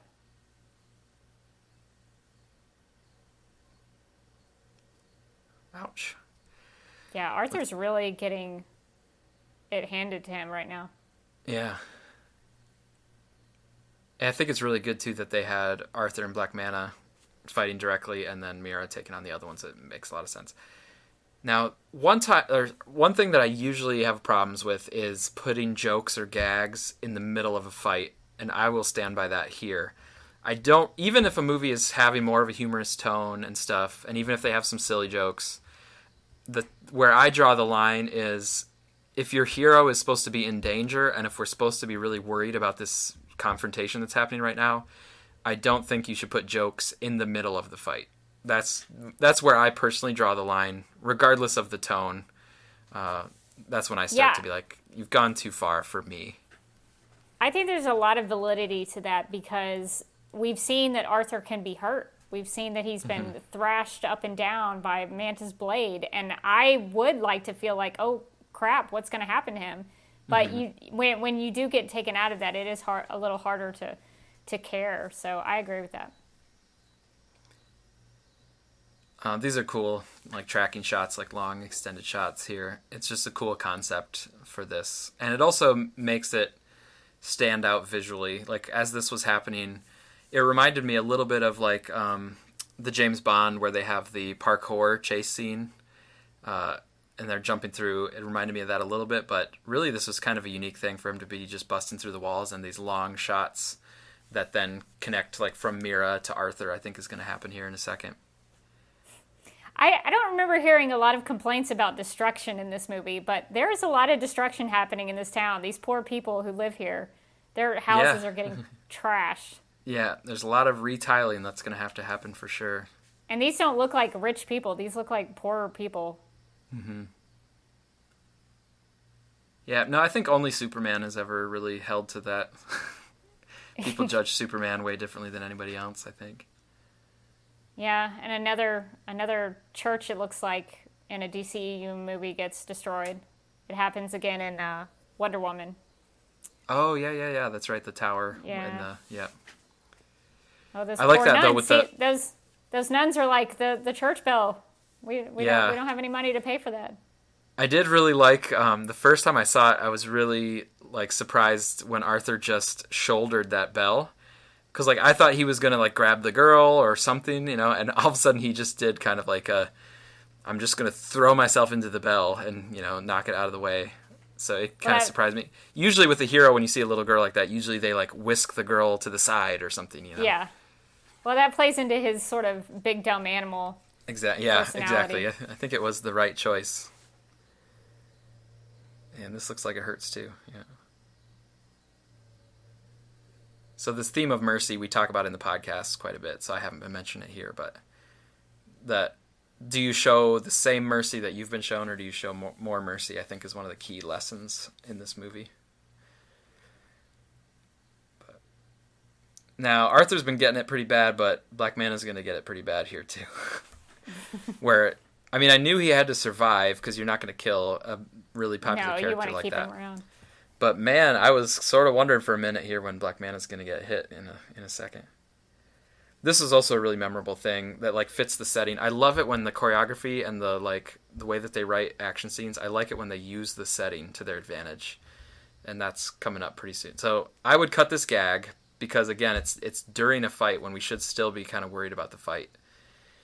Yeah, I think it's unnecessary, but I get it from a character point of view that he sees water and he thinks that's going to save him. So I get that, but I agree. Like any kind of jokey joke here is it really takes you out of it. It slows down the action, which is I think something you don't want to have happen. Yeah. But this was the part I was saying where I really like it. They're like, okay, we have Italy. Okay, so wine, a wine kind of cellar like this. How can we use the wine into the scene? And this is, I think, a really cool way to do it. Yeah, it makes Mira look so awesome. And you're just never going to forget, like, where the scene happened and what it looked like and stuff. You'd be like, oh, yeah, that was, the Italy. It looked like this. It has the wine. It's very European feeling. So I just like it when they have that concept. Versus, like, a scene where it's like, oh, you could have taken that action choreography and just put it anywhere in the world, and it would have been the same. Oh, yeah. You don't want to put it in, like, an empty parking lot or something. Yeah. It's actually... Or an airport. I'm not making a reference to anything. I'm just making general suggestions. That was the spot where Black Manta was like, oh man, pretty rough. But yeah, like definitely a physical fight that we just saw. Like it was very tied into the surroundings, but also very physical. You could feel the injuries and the wounds, and that's going to matter too, because you were mentioning the parallels between Mira and Atlanta. So like, earlier, Atlanta got her wounds like patched up, and now Mira is going to patch up Arthur's wounds here. So it's kind of a nice connection, inverse connection there. Yeah, and I think it does a lot to further their respect for each other, that they know that they can both fight and stick it out, but it also shows concern that we both could get injured in this, we both could die. We really need to look out for each other, and so I think it's a good way to continue to further that romance in order to show their concern for one another. And it makes it a little more intimate that, they're helping each other with their wounds. That's a very intimate thing. Mm-hmm. It seems like that whatever she did too helps it heal faster than normal. Or either it might be both, like that stuff helps it heal faster, and Arthur also might heal faster than a normal person maybe. Yeah. That little recorder playing that she was doing, to me, did not sound realistic. It didn't sound like the actual flute or recorder that we were hearing matched the boat that they're on. But maybe I just need to realize that she is a much better recorder player than I should expect. Yeah, maybe, again, I'm just assuming things about Mira's past, but maybe when she grew up, she was taught how to fight. Maybe she had music lessons. She had to be very well-rounded as a princess. So yeah, maybe she is like her tone when she plays is much better. Because if I was going to play the recorder, it would sound really terrible and very basic and amateur. But I can I think it does sound a little silly, but I can buy that maybe she's been playing the recorder for like 20 years and she's really, really good at it. Right. Arthur is learning a lesson here about, if I don't show mercy, I end up with enemies, and they can kind of start adding up. So he's kind of realizing maybe I need to show more mercy, and that's going to, of course, be important at the end. So I like this. It's some like legitimate character growth that makes sense from the story. And I also like it that he is opening up about his growth, because I think that does make you more endearing to like Mira. If he was just kind of quiet and whatever, sulky, then she has no reason to kind of be more connected to him. But when he's opening up about like, man, I'm not sure how I should handle like the people that I'm fighting, I think just anybody opening up like that about what your dilemmas are and what you're kind of grappling with is going to make the other person kind of connect with you more. Yeah, he's showing a little more humility. And I think that will always make someone care about you a little more, especially if you were a little more a little fuller of yourself, a little more egotistical there in the beginning. I think it does when you open yourself up to someone else. It makes someone really kind of get into your world. And I think they both do a good job of that with each other. Yeah, and especially if you're Mira and you've been betrothed to Orm, And Orm is like, I'm the king. I want to be the ocean master. And then to hear somebody say, like, I don't know if I should be king. I don't think I'm the right person for it, that must be a breath of fresh air for Mira. Oh, yeah, such a change. So we are getting set up there, sailing off into the sunset, probably. Literally sailing off into the sunset. Nice color palette here. But, yeah, for me, the last one is just we're going to go into the night of the sea, and I'm looking forward to that scene a lot. But before that, we have a little bit of, Orm kind of checking in on how things are going back in his initiative, and he's kind of giving the side eye to Volcko here. Volko's trying to smile and say, like, I support you, but Orm is like, Yeah, and I'm paying close attention to the costumes and the detail in those costumes. Some of that might be practical. Some of that costume might be practical because it looks really good. Although some CGI costumes look really real, so it's hard to tell sometimes. Yeah. Yeah, even the breathing and stuff for Orm, they've got it all down as he's breathing. Yeah. It seems like Volko's might be practical. I'm not sure. Yeah, and I like the really good. The different designs of what the chest plate looks like could differ between position of their character or just based on their character. Mm-hmm. So Orm is calling out Volko. He's been on to him, and he's kind of letting him know about it now. Orm here, I just noticed, had a line about being pure blood, whereas Arthur they call the half-breed and stuff. That kind of connects to Man of Steel as well, with Zod sort of talking about the degenerate bloodlines versus like the pure bloodlines. And also reminds me of Harry Potter a little bit with the mudbloods and stuff. Oh, yeah. The mudbloods, yeah. But now things have just ratcheted up in terms of Orm and Volko now that Volko has been arrested. So that tension is rising, and then now the tension is going to rise here with Arthur and Mira. So in terms of pacing and flow, it's a pretty well structured movie, I think, and that's also part of why it's just a big box office hit, is because they know how to kind of crescendo the tension. Yeah, the flow and the pacing is pretty good, and I like the use of storms and lightning and thunder here, because I think a lot of people don't realize. The more I talk to people, people don't realize that the writers and the directors have a reason for why they would put somebody in a storm. Like here, right. This is supposed to be scary, so you want to make it threatening, and that's where the lightning and the thunder comes in. Yeah. Yeah. So I love this whole trench sequence. I think is really good. In terms of setting it up, they verbally mentioned the trench, the monsters of the trench or whatever. But there was never any visual foreshadowing of the trench, I don't think. I've seen this several times, and they basically just appear right here. There might have been something really quick, but, the scene is just so good once you're in it, but I'm kind of surprised that they didn't do more to foreshadow the trench. Even just, here, they could have had them notice something but not be sure what it was before there's just, a trench monster right on the boat. But once it gets going, I don't care. It looks so good. Yeah, the trench plays such a big part in Arthur rediscovering his mother, so you would think that they would put a little more emphasis on it, but I guess it kind of works as they have it here. Yeah, I mean, once we see the stuff that we're about to see, all is forgiven because it just looks so cool. And it is genuinely scary. This kind of stuff does scare me. Those monsters are scary looking. Mm-hmm. They look like they could really hurt you. Yeah, and the design is really cool. I like the two here, how they say they're from the depths. So they're out here at night, but otherwise they're always from the deeper water, so they don't do good with light. That to me makes sense. And I love the use of the red color versus all the dark blue. Yeah, it looks that great. Light really pops up. And they have some real blacks here too, I don't know what you'd call that. Batman v Superman, it has a really good job where the blacks are really black, and so it makes everything else look really rich. Rather than everything kind of being grayed out. That's amazing. Just going down into the water, it's really cool. Yeah, and the red actually helps us track Arthur and Mira amongst all these trench creatures. We know exactly where they are because of the red. We can follow them. Yeah. And the lightning, just a few seconds ago too, the lightning was really important because the flashes of lightning helped us see the full scope of what was around them. Without the lightning, we just would have seen around, the red, but not the broader scope of things. But this is cool too. I like the swirling, like how they're kind of like spiraling in towards them. Mira can help out a bit with her powers. It's cool. Yeah, if Arthur was doing this by himself, he would have a lot of trouble. Yeah.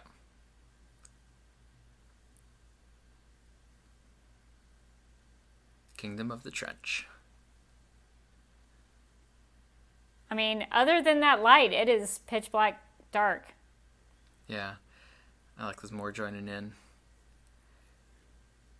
Oh yeah, here's the really cool, like multiple spiraling swirls chasing after him. It's really cool.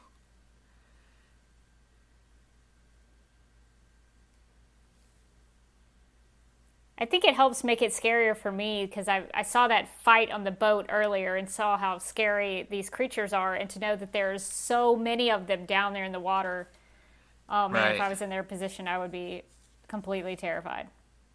Yeah, you're right. Going from like the individual ones up close and then going to the bigger swarms of them is more effective than if you saw big swarms and then later saw them like face to face. Because you know what they're capable of. Yeah.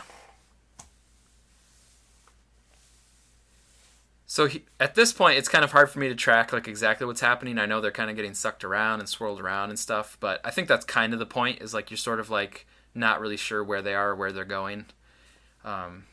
So we just know that they've somehow made it through to this other part of whatever it was.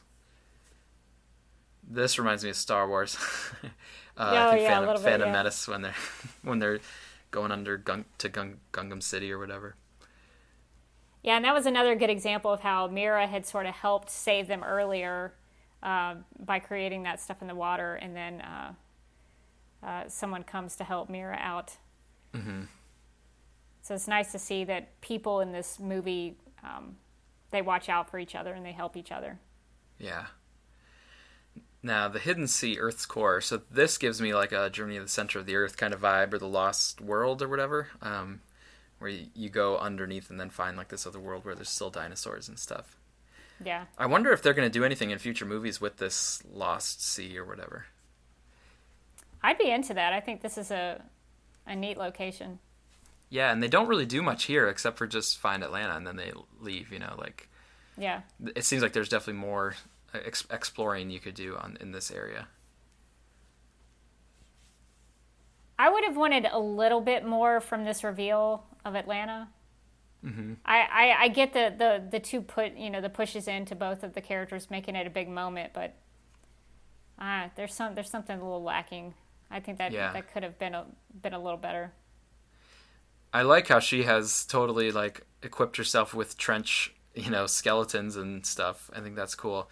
But yeah, like to me, it was always pretty obvious that he was gonna find her mom here, because there was never a body, there was never like confirmed dead. It was just always like presumed dead. And they talked about her constantly. Right. So like I think it's nice that they get reunited, and I'm emotionally like fine with it, and it's meaningful for Arthur and both of them. But if the filmmakers thought they were like surprising me or something, that did not surprise me at all. But I don't think I needed to be surprised. I think it works too, to just be like, it's really meaningful for the characters, so that's why it's important. You just need that emotional reaction. Right. It's funny, you go through all that trench stuff where it's scary and life-threatening, and then you get to this location and it looks like paradise. It looks beautiful. Mm-hmm. I would want to stay there. If I was Atlanta, I would be like, why do you want to take me away from this? This is paradise. Yeah. I like the setup here of the waterfall. Like they did a whole long shot of the waterfall, which would be nice for later. But you're right. It looks pretty nice here, other than just being lonely. I guess it'd be the only thing. But yeah, I mean that's true. She's separated from her son and the man she loves. It's amazing that she made it through the trench, but good oh my for gosh, her. I don't even know how she did that. How did she do that? Yeah. But I mean, we did see in the beginning of the movie when she fights off the soldiers, she's capable of defending herself. Mm-hmm. So she's no wallflower. She can get around in combat. I like this little reminder of the love story from the beginning. It's nice to know they were both thinking of each other, even when they were separated.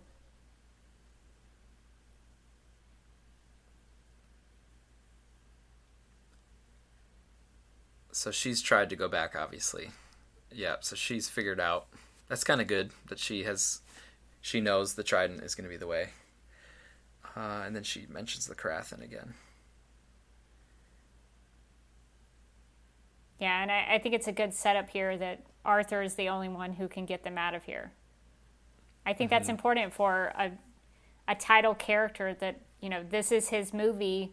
He's got to be the one who gets them out of this dangerous situation and really come out having been successful. So I think this is a really great moment for Arthur, this sequence of events. Yeah, I agree. It's kind of like it's what you had to do, and it's important for the character of Aquaman. And when I was saying before, you'd have to tweak a couple things to make it like an Aquaman and Mera movie. This is the moment where this is why it's an Aquaman movie by himself. Because absolutely. This part, he does have to go by himself, and it's a test for himself individually. But other than this, I think it's an Aquaman and Mera movie together, co-equal. I would agree.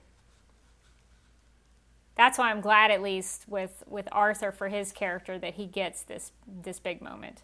Mm-hmm.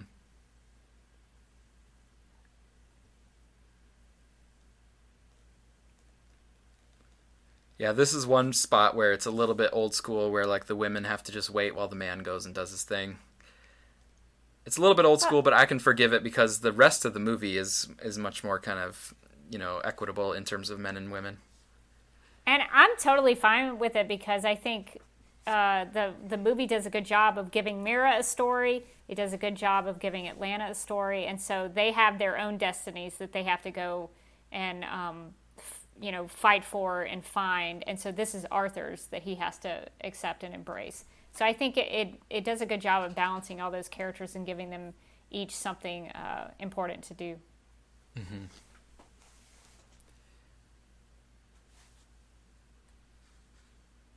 So I haven't traced like the history lesson in detail, like when they talked about what ended up with King Atlan and stuff.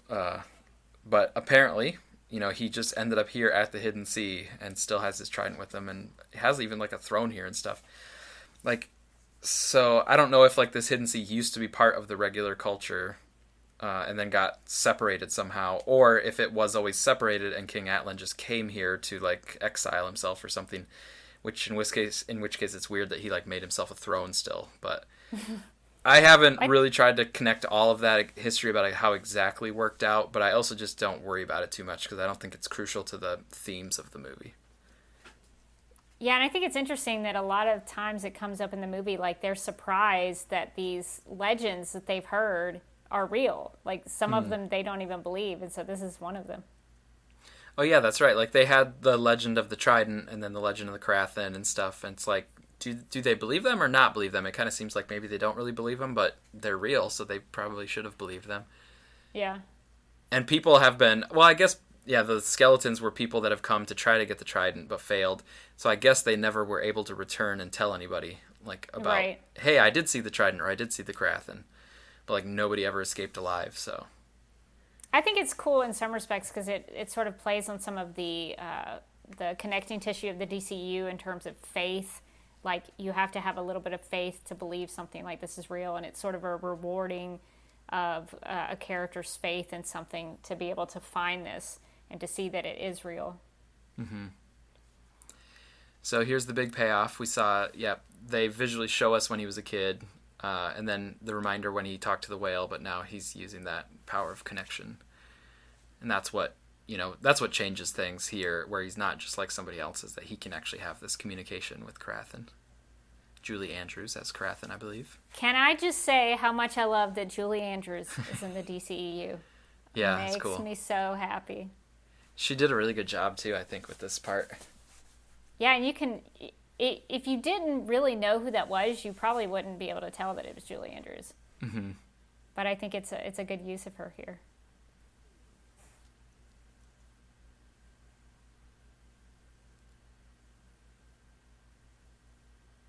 So this kind of goes back to what we were saying before about how he was the reluctant hero. Like, he just kind of did this because he realized he had to do it, but he wasn't really, like, seeking this in the first place.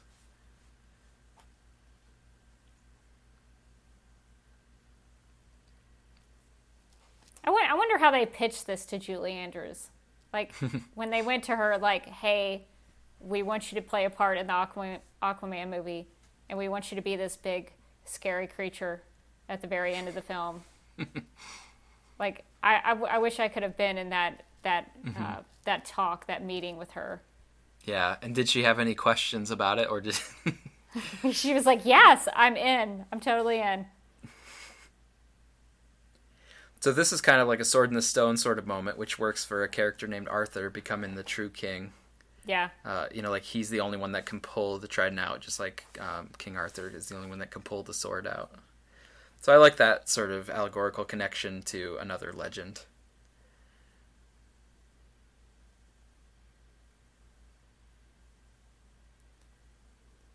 And I don't know how much I buy the costume, like, coming onto him like that, like, you know, magically. I guess it magically comes off King Atlan. Yeah, and I so guess like, does Arthur just, like, take off his clothes and put the costume on? So I figured that he did actually just change into the new costume. Because, yeah, I think like, King Atlan... I gotta change.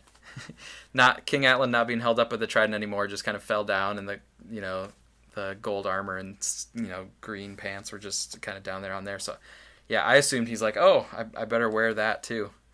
I mean, I guess it sort of looks like he magically...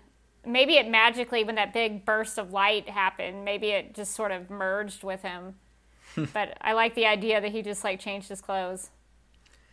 Yeah, I think he changed his clothes because he's got to be able to take it off later and stuff. And I don't imagine it as magic, but it does fit really good for him. He just has the exact same measurements as King Atlan did. I mean, what a coincidence. But I guess he figured I might need some armor instead of that really nice shirt that looks like came from Abercrombie and Fitch. He needed to have some armor, so he put it on. Yeah. Really cool Ocean Master costume. I like it a lot. I like the purple. I think the filmmakers even knew that they didn't set up the brine very well, because right there, without seeing them, we hear King Nereus saying the brine are savage and they're going to put up a fight and stuff. So it's like, okay, if you get to your big battle in Act 3 and you need to have dialogue to tell us about the opponent, then that means you didn't set up the opponent that well. So that's a legit criticism I have of the just overall structure of the movie, is that this big fight is happening and it looks amazing. The design is really cool, and it does give this Act 3 energy of this big epic battle happening underwater. But like these brine lobster things, we've only seen for a second and a half, I think, literally. So yeah,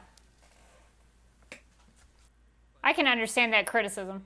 Yeah, you're right. What saves it though is Orm. Like, we know Orm's stakes, and we know how it matters for Arthur and Mira and stuff. So that part salvages it, and I think is really good, like, conclusion to the movie.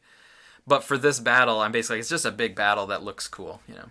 Yeah, I think that's an important point, because for me at least, not having been as much, like, I'm a big Superman, Batman fan, so I know the mythology there, but I'm not as well versed with Aquaman, so to be able, for me in this film, like, I think the film does a pretty good job of, putting the location of each different kingdom up on the screen so you can see it and kind of follow along. But with the different species of creatures and people and kingdoms in the water, it is hard to follow along and keep up with that. So I would have liked to have been able to been a little more well educated in the film of being able to recognize them. Mm-hmm. Yeah, and I also kind of wonder, like, where each of the kingdoms are, sort of. Like, are they really far apart, or are they all kind of near each other, but just, one deep part of the ocean, or are they on totally different parts of the globe, But it's kind of good that I'm just more curious about the world, I guess, and there'll be future films that you can explore it more. But yeah. But visually and action-wise, it's really good. Yeah, some of this sequence is hard to follow because there's so much going on. It's like the old joke of, George Lucas, going back to Star Wars and putting all this crap in the screen. Like, you don't need all that stuff in the shot. Yeah. But I have to think about it in terms of there is a lot of stuff down there in the ocean. I mean, there's so much sea life down there. It would have, the ocean is populated with all sorts of weird things just swimming around and taking up the water space. So I can kind of go with it here, even though it does feel a little over cluttered with people and creatures. Yeah. It does, the only kind of advantage to the clutter is like when we have like coming up this big moment with Arthur, like riding the Carathan. It's kind of really, really cool that Arthur is there amidst all this chaos and then starts to do his thing on it. So it's almost kind of like it's cluttered, there's too much going on, I can't follow it all. It's like maybe over the top. But then when you have Arthur in the middle of it, it is kind of a cool moment. Yeah, that moment where he lifts up the trident and does a big scream, that's pretty awesome. Yeah, and it's partially awesome, I think, because it's so singular amidst all of the chaos and stuff. Yeah, that's a good point. It does, you can focus on that one little moment. But I was mentioning before about how I kind of understand why this was such a big box office hit. Part of the reason it's a big box office hit is because, look, there's a huge Carathan that just knocked some, like, big old water ships out of like this is, you know, movie making spectacle, and that is very popular these days. Yeah, sometimes you don't have to have a sequence make sense as long as it looks good. Yeah. And just, you know, we've never gotten to see people riding sharks and fighting a Carathan, and, you know, so it's just it's a cool movie going experience. I like that shot of the eyes through the trident. That feels like a lot of comic book covers and stuff like that. Yeah, that's a really great shot. I think what James Wan did so well with this film is he utilized the iconography of Aquaman and being able to place him in the water, making him look like a king. Those shots I think he did really well with. Yeah, and this right here shows you the power of Aquaman, right? Like, if you have this connection with the sea life, that's actually a pretty cool power to have. I mean, that's no laughing matter. That's no joke. Mm-hmm.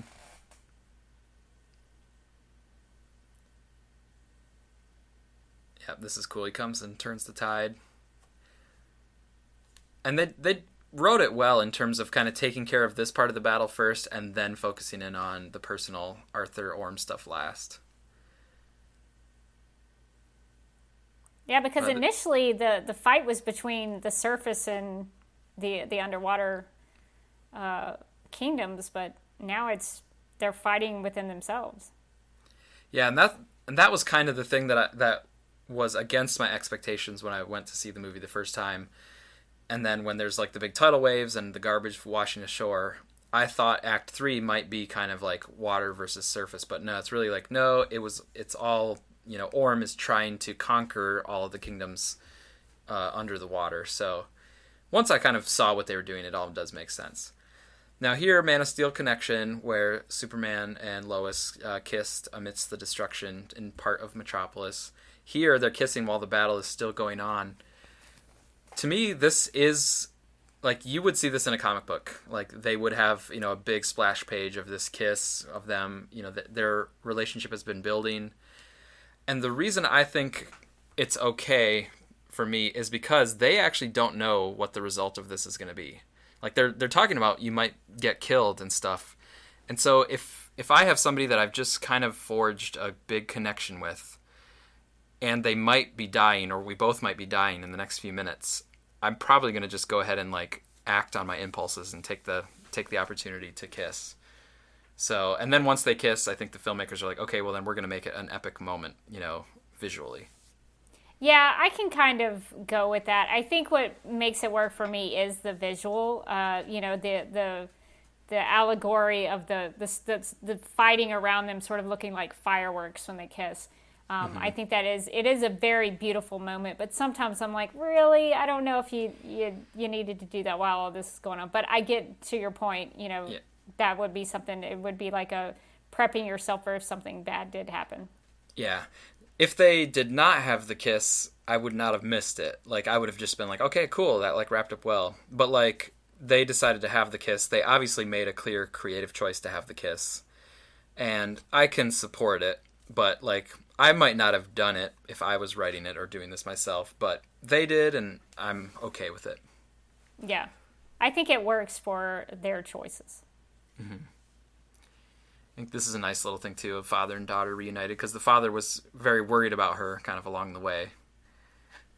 That was a pretty terrible shot, though, of the two of them with Mira on the left. The headroom was, that really bugs me. It was not very well composed. Oh, just the framing or composition of the shot. Yeah. It was not good. This is cool, though. It's kind of the classic thing, if I have a trident or a spear, I'm going to use it to prop open a big predator's mouth. Yeah, it's a good use of the trident for sure. Yep. All right, now we're ready for the real showdown here. I like the colors a lot. The cape action in this movie, I think the DCEU really, really works that cape action. Mm-hmm. And I think the gold and the purple is like a really great, like it's a dark kind of surrounding, but the gold and the purple really stands out nicely.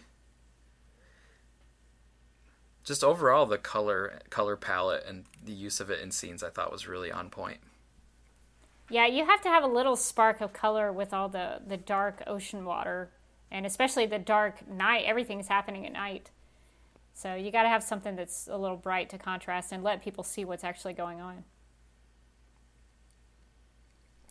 This goes back to the public thing that we were talking about. So even here, Volcko says the people must bear witness. Like, this is not just between them. It's about also the citizens need to see what's happening and know the resolution, because they need to support who the king ends up being.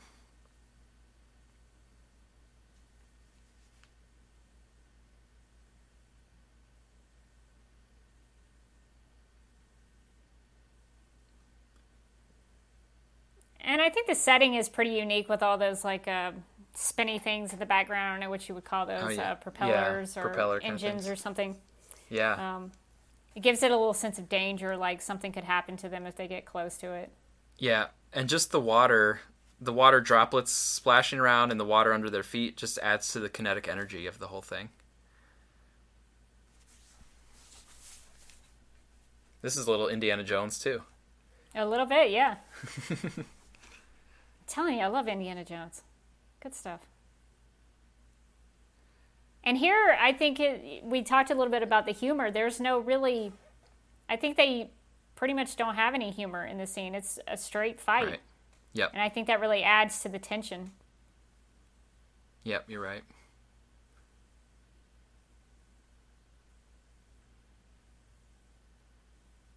Because this is a big moment. This is like the biggest fight they're going to have. And this is a big, huge moment for Aquaman. Yeah. So you don't want to take away from that with a joke. Yeah. So he's figured out his spin move even fancier than Volko's. The only thing I don't like about that is it doesn't have... Like, he just kind of pings off of him. Mm-hmm. And it's like, okay. Volcko looked pretty turned on by this spin move that Aquaman's doing. Volko's like, oh yeah.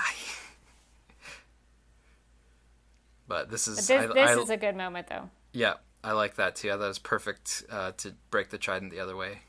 Yeah, it's a good callback to what they did earlier with the Ring of Fire. Yeah.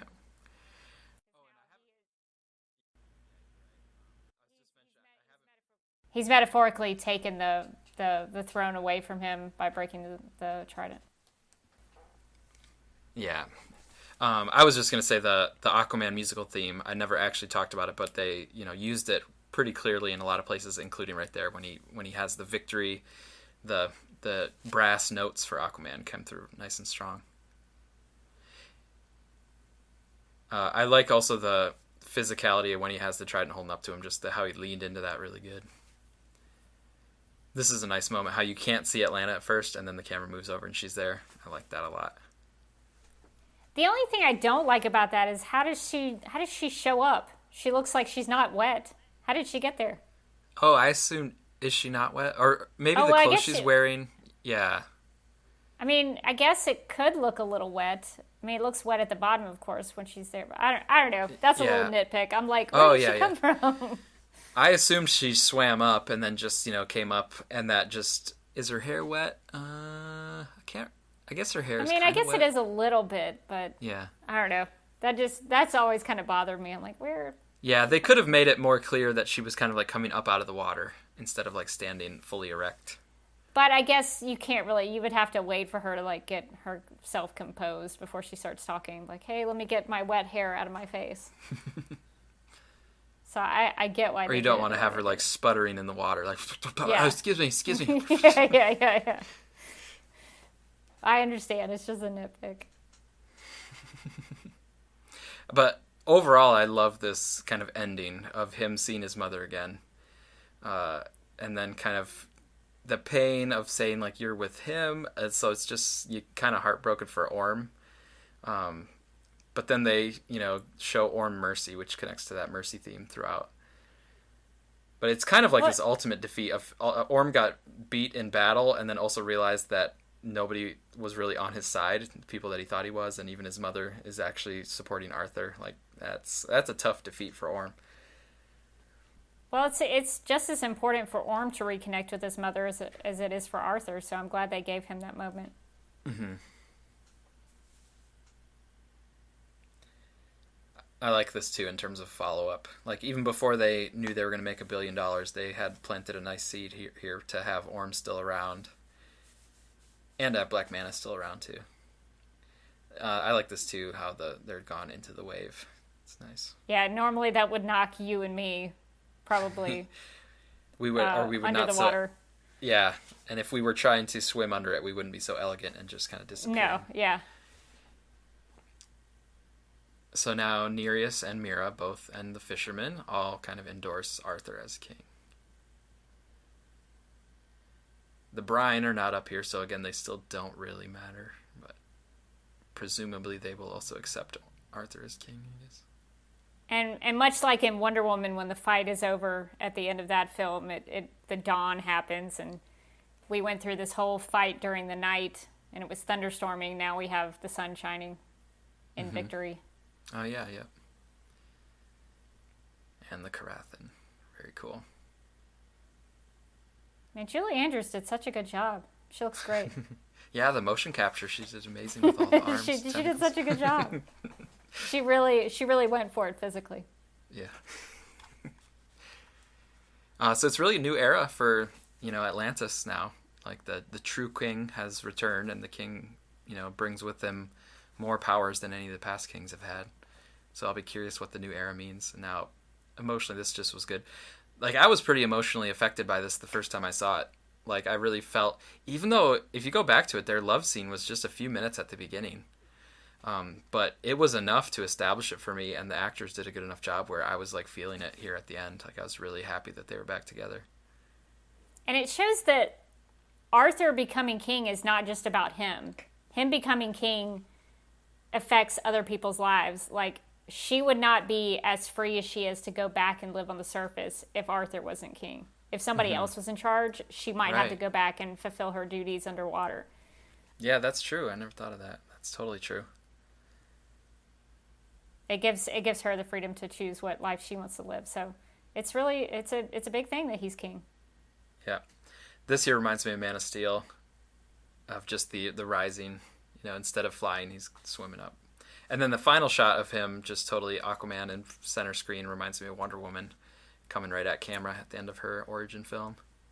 Yeah, it's a good shot, but I don't know. Part of me thinks that's like the easy way out to show that. And it is very reminiscent of the Wonder Woman film in the last shot there. And I don't know, there's something in me that kind of really pushes back on that as somebody who loves film. Is like, that was it was an expected last shot. It wasn't something that surprised me.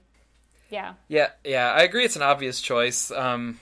We talked before about like first image and last image, and how the first image was somebody from the ocean coming up to the surface, and now that was Arthur coming from the ocean to the surface. And to me it kind of works because he is, trying to bridge the two, and so like the last shot he literally kind of goes from water to surface, to air, and literally being kind of a conduit between the two. So I'm kind of okay with it, but you're right, it's just almost like too predictable. And even the posturing kind of right at camera was almost a little bit over the top, but I'm okay with it.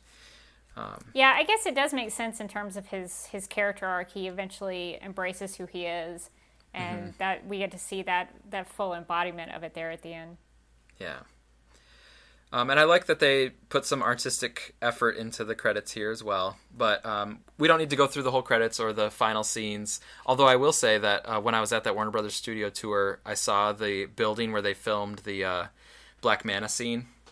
So they have that there just on the Warner Brothers lot.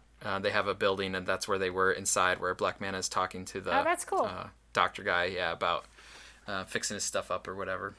But we don't need to talk about that. If people really want to get our thoughts on the credit scenes, you can find us on Twitter. So I'm at @OttenSam. And I am at DerbyKid. That's DerBykid. And you can also follow all of us in the show at JLU Podcast. And Rebecca, this was fun revisiting the movie. I haven't, looked at this one in detail as Batman v Superman, for example, but I enjoy the movie. Maybe we can finish here by just sort of like putting it in place amongst the DCEU. So for me, Batman v Superman is like my top. It's on like a whole nother level for me personally.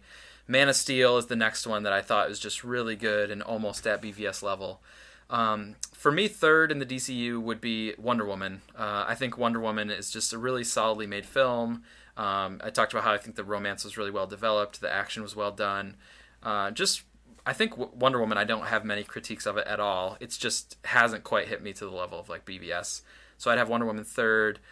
Then that's right about where this one comes in. I'm sort of still deliberating like Aquaman and Shazam. I basically have them tied, and I'm not sure.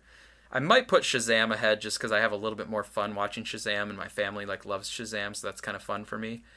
But the Aquaman and Shazam are kind of tied. Then Justice League and Suicide Squad are kind of bringing up the rear. Currently, I have Justice League just a little bit ahead of Suicide Squad, but where does Aquaman kind of sit in your standings? That's really interesting because it's very close to you. I think I would go BVS, Man of Steel, Wonder Woman, and then I think it would go Shazam, then Aquaman, because I think Shazam did a better job of really owning the tone. I think Aquaman, it had some problems because when it tried to be serious, but then it also had a lot of jokey moments, and it was really hard. I don't think it really found that balance between those two tones. And it didn't quite hit it there in terms of tone for me, but Shazam did a really good job of knowing exactly what kind of movie it was. And so I think that did it. I think that's what put Shazam over Aquaman for me, but it would be like Aquaman, then Suicide Squad, then Justice League. Okay. So, yeah, I actually agree. Like, to me, Shazam and Aquaman are close, but I think I agree. I'd put Shazam slightly ahead. So our only difference is just at the end. You have Justice League at the bottom. Hey. Yeah, I think Suicide Squad, had some character beats that really put it over the edge for Justice League for me. But I think on the whole, like Aquaman, like you said, I haven't. I've watched it several times, but I haven't really given it the in-depth rewatch personally that I would have given to say something like Batman v Superman. But I do think it is an enjoyable movie to watch, and I can see why it made over $1 billion because people wanted to just go back and relive it. But I don't think in terms of analyzing it, there's as much there to, dig through and uncover. Yeah, I agree. So I think that's why it doesn't really play on that same level. But I also think it wasn't. I try to always remember like what was the intent for the filmmakers going into this. Like I don't think the intent was to make it Batman v Superman, because Batman v Superman intended to be sort of operatic and more cinematic and more of a really serious take. Well, I don't think Aquaman was trying to be that. So I try to put my expectations in terms of what was the filmmaker trying to achieve. And I think this was just trying to make a cool Aquaman movie, have a lot of action sequences, and explain where Aquaman comes from. And I think in that regard, it did succeed. All right. Well, that sounds good. I basically agree with everything you're saying, which is why we make a good team on the JLU podcast, I think. But thanks so much for going through the movie with me. I really enjoyed it, and we'll see you back in some of our analysis. All right. Sounds good.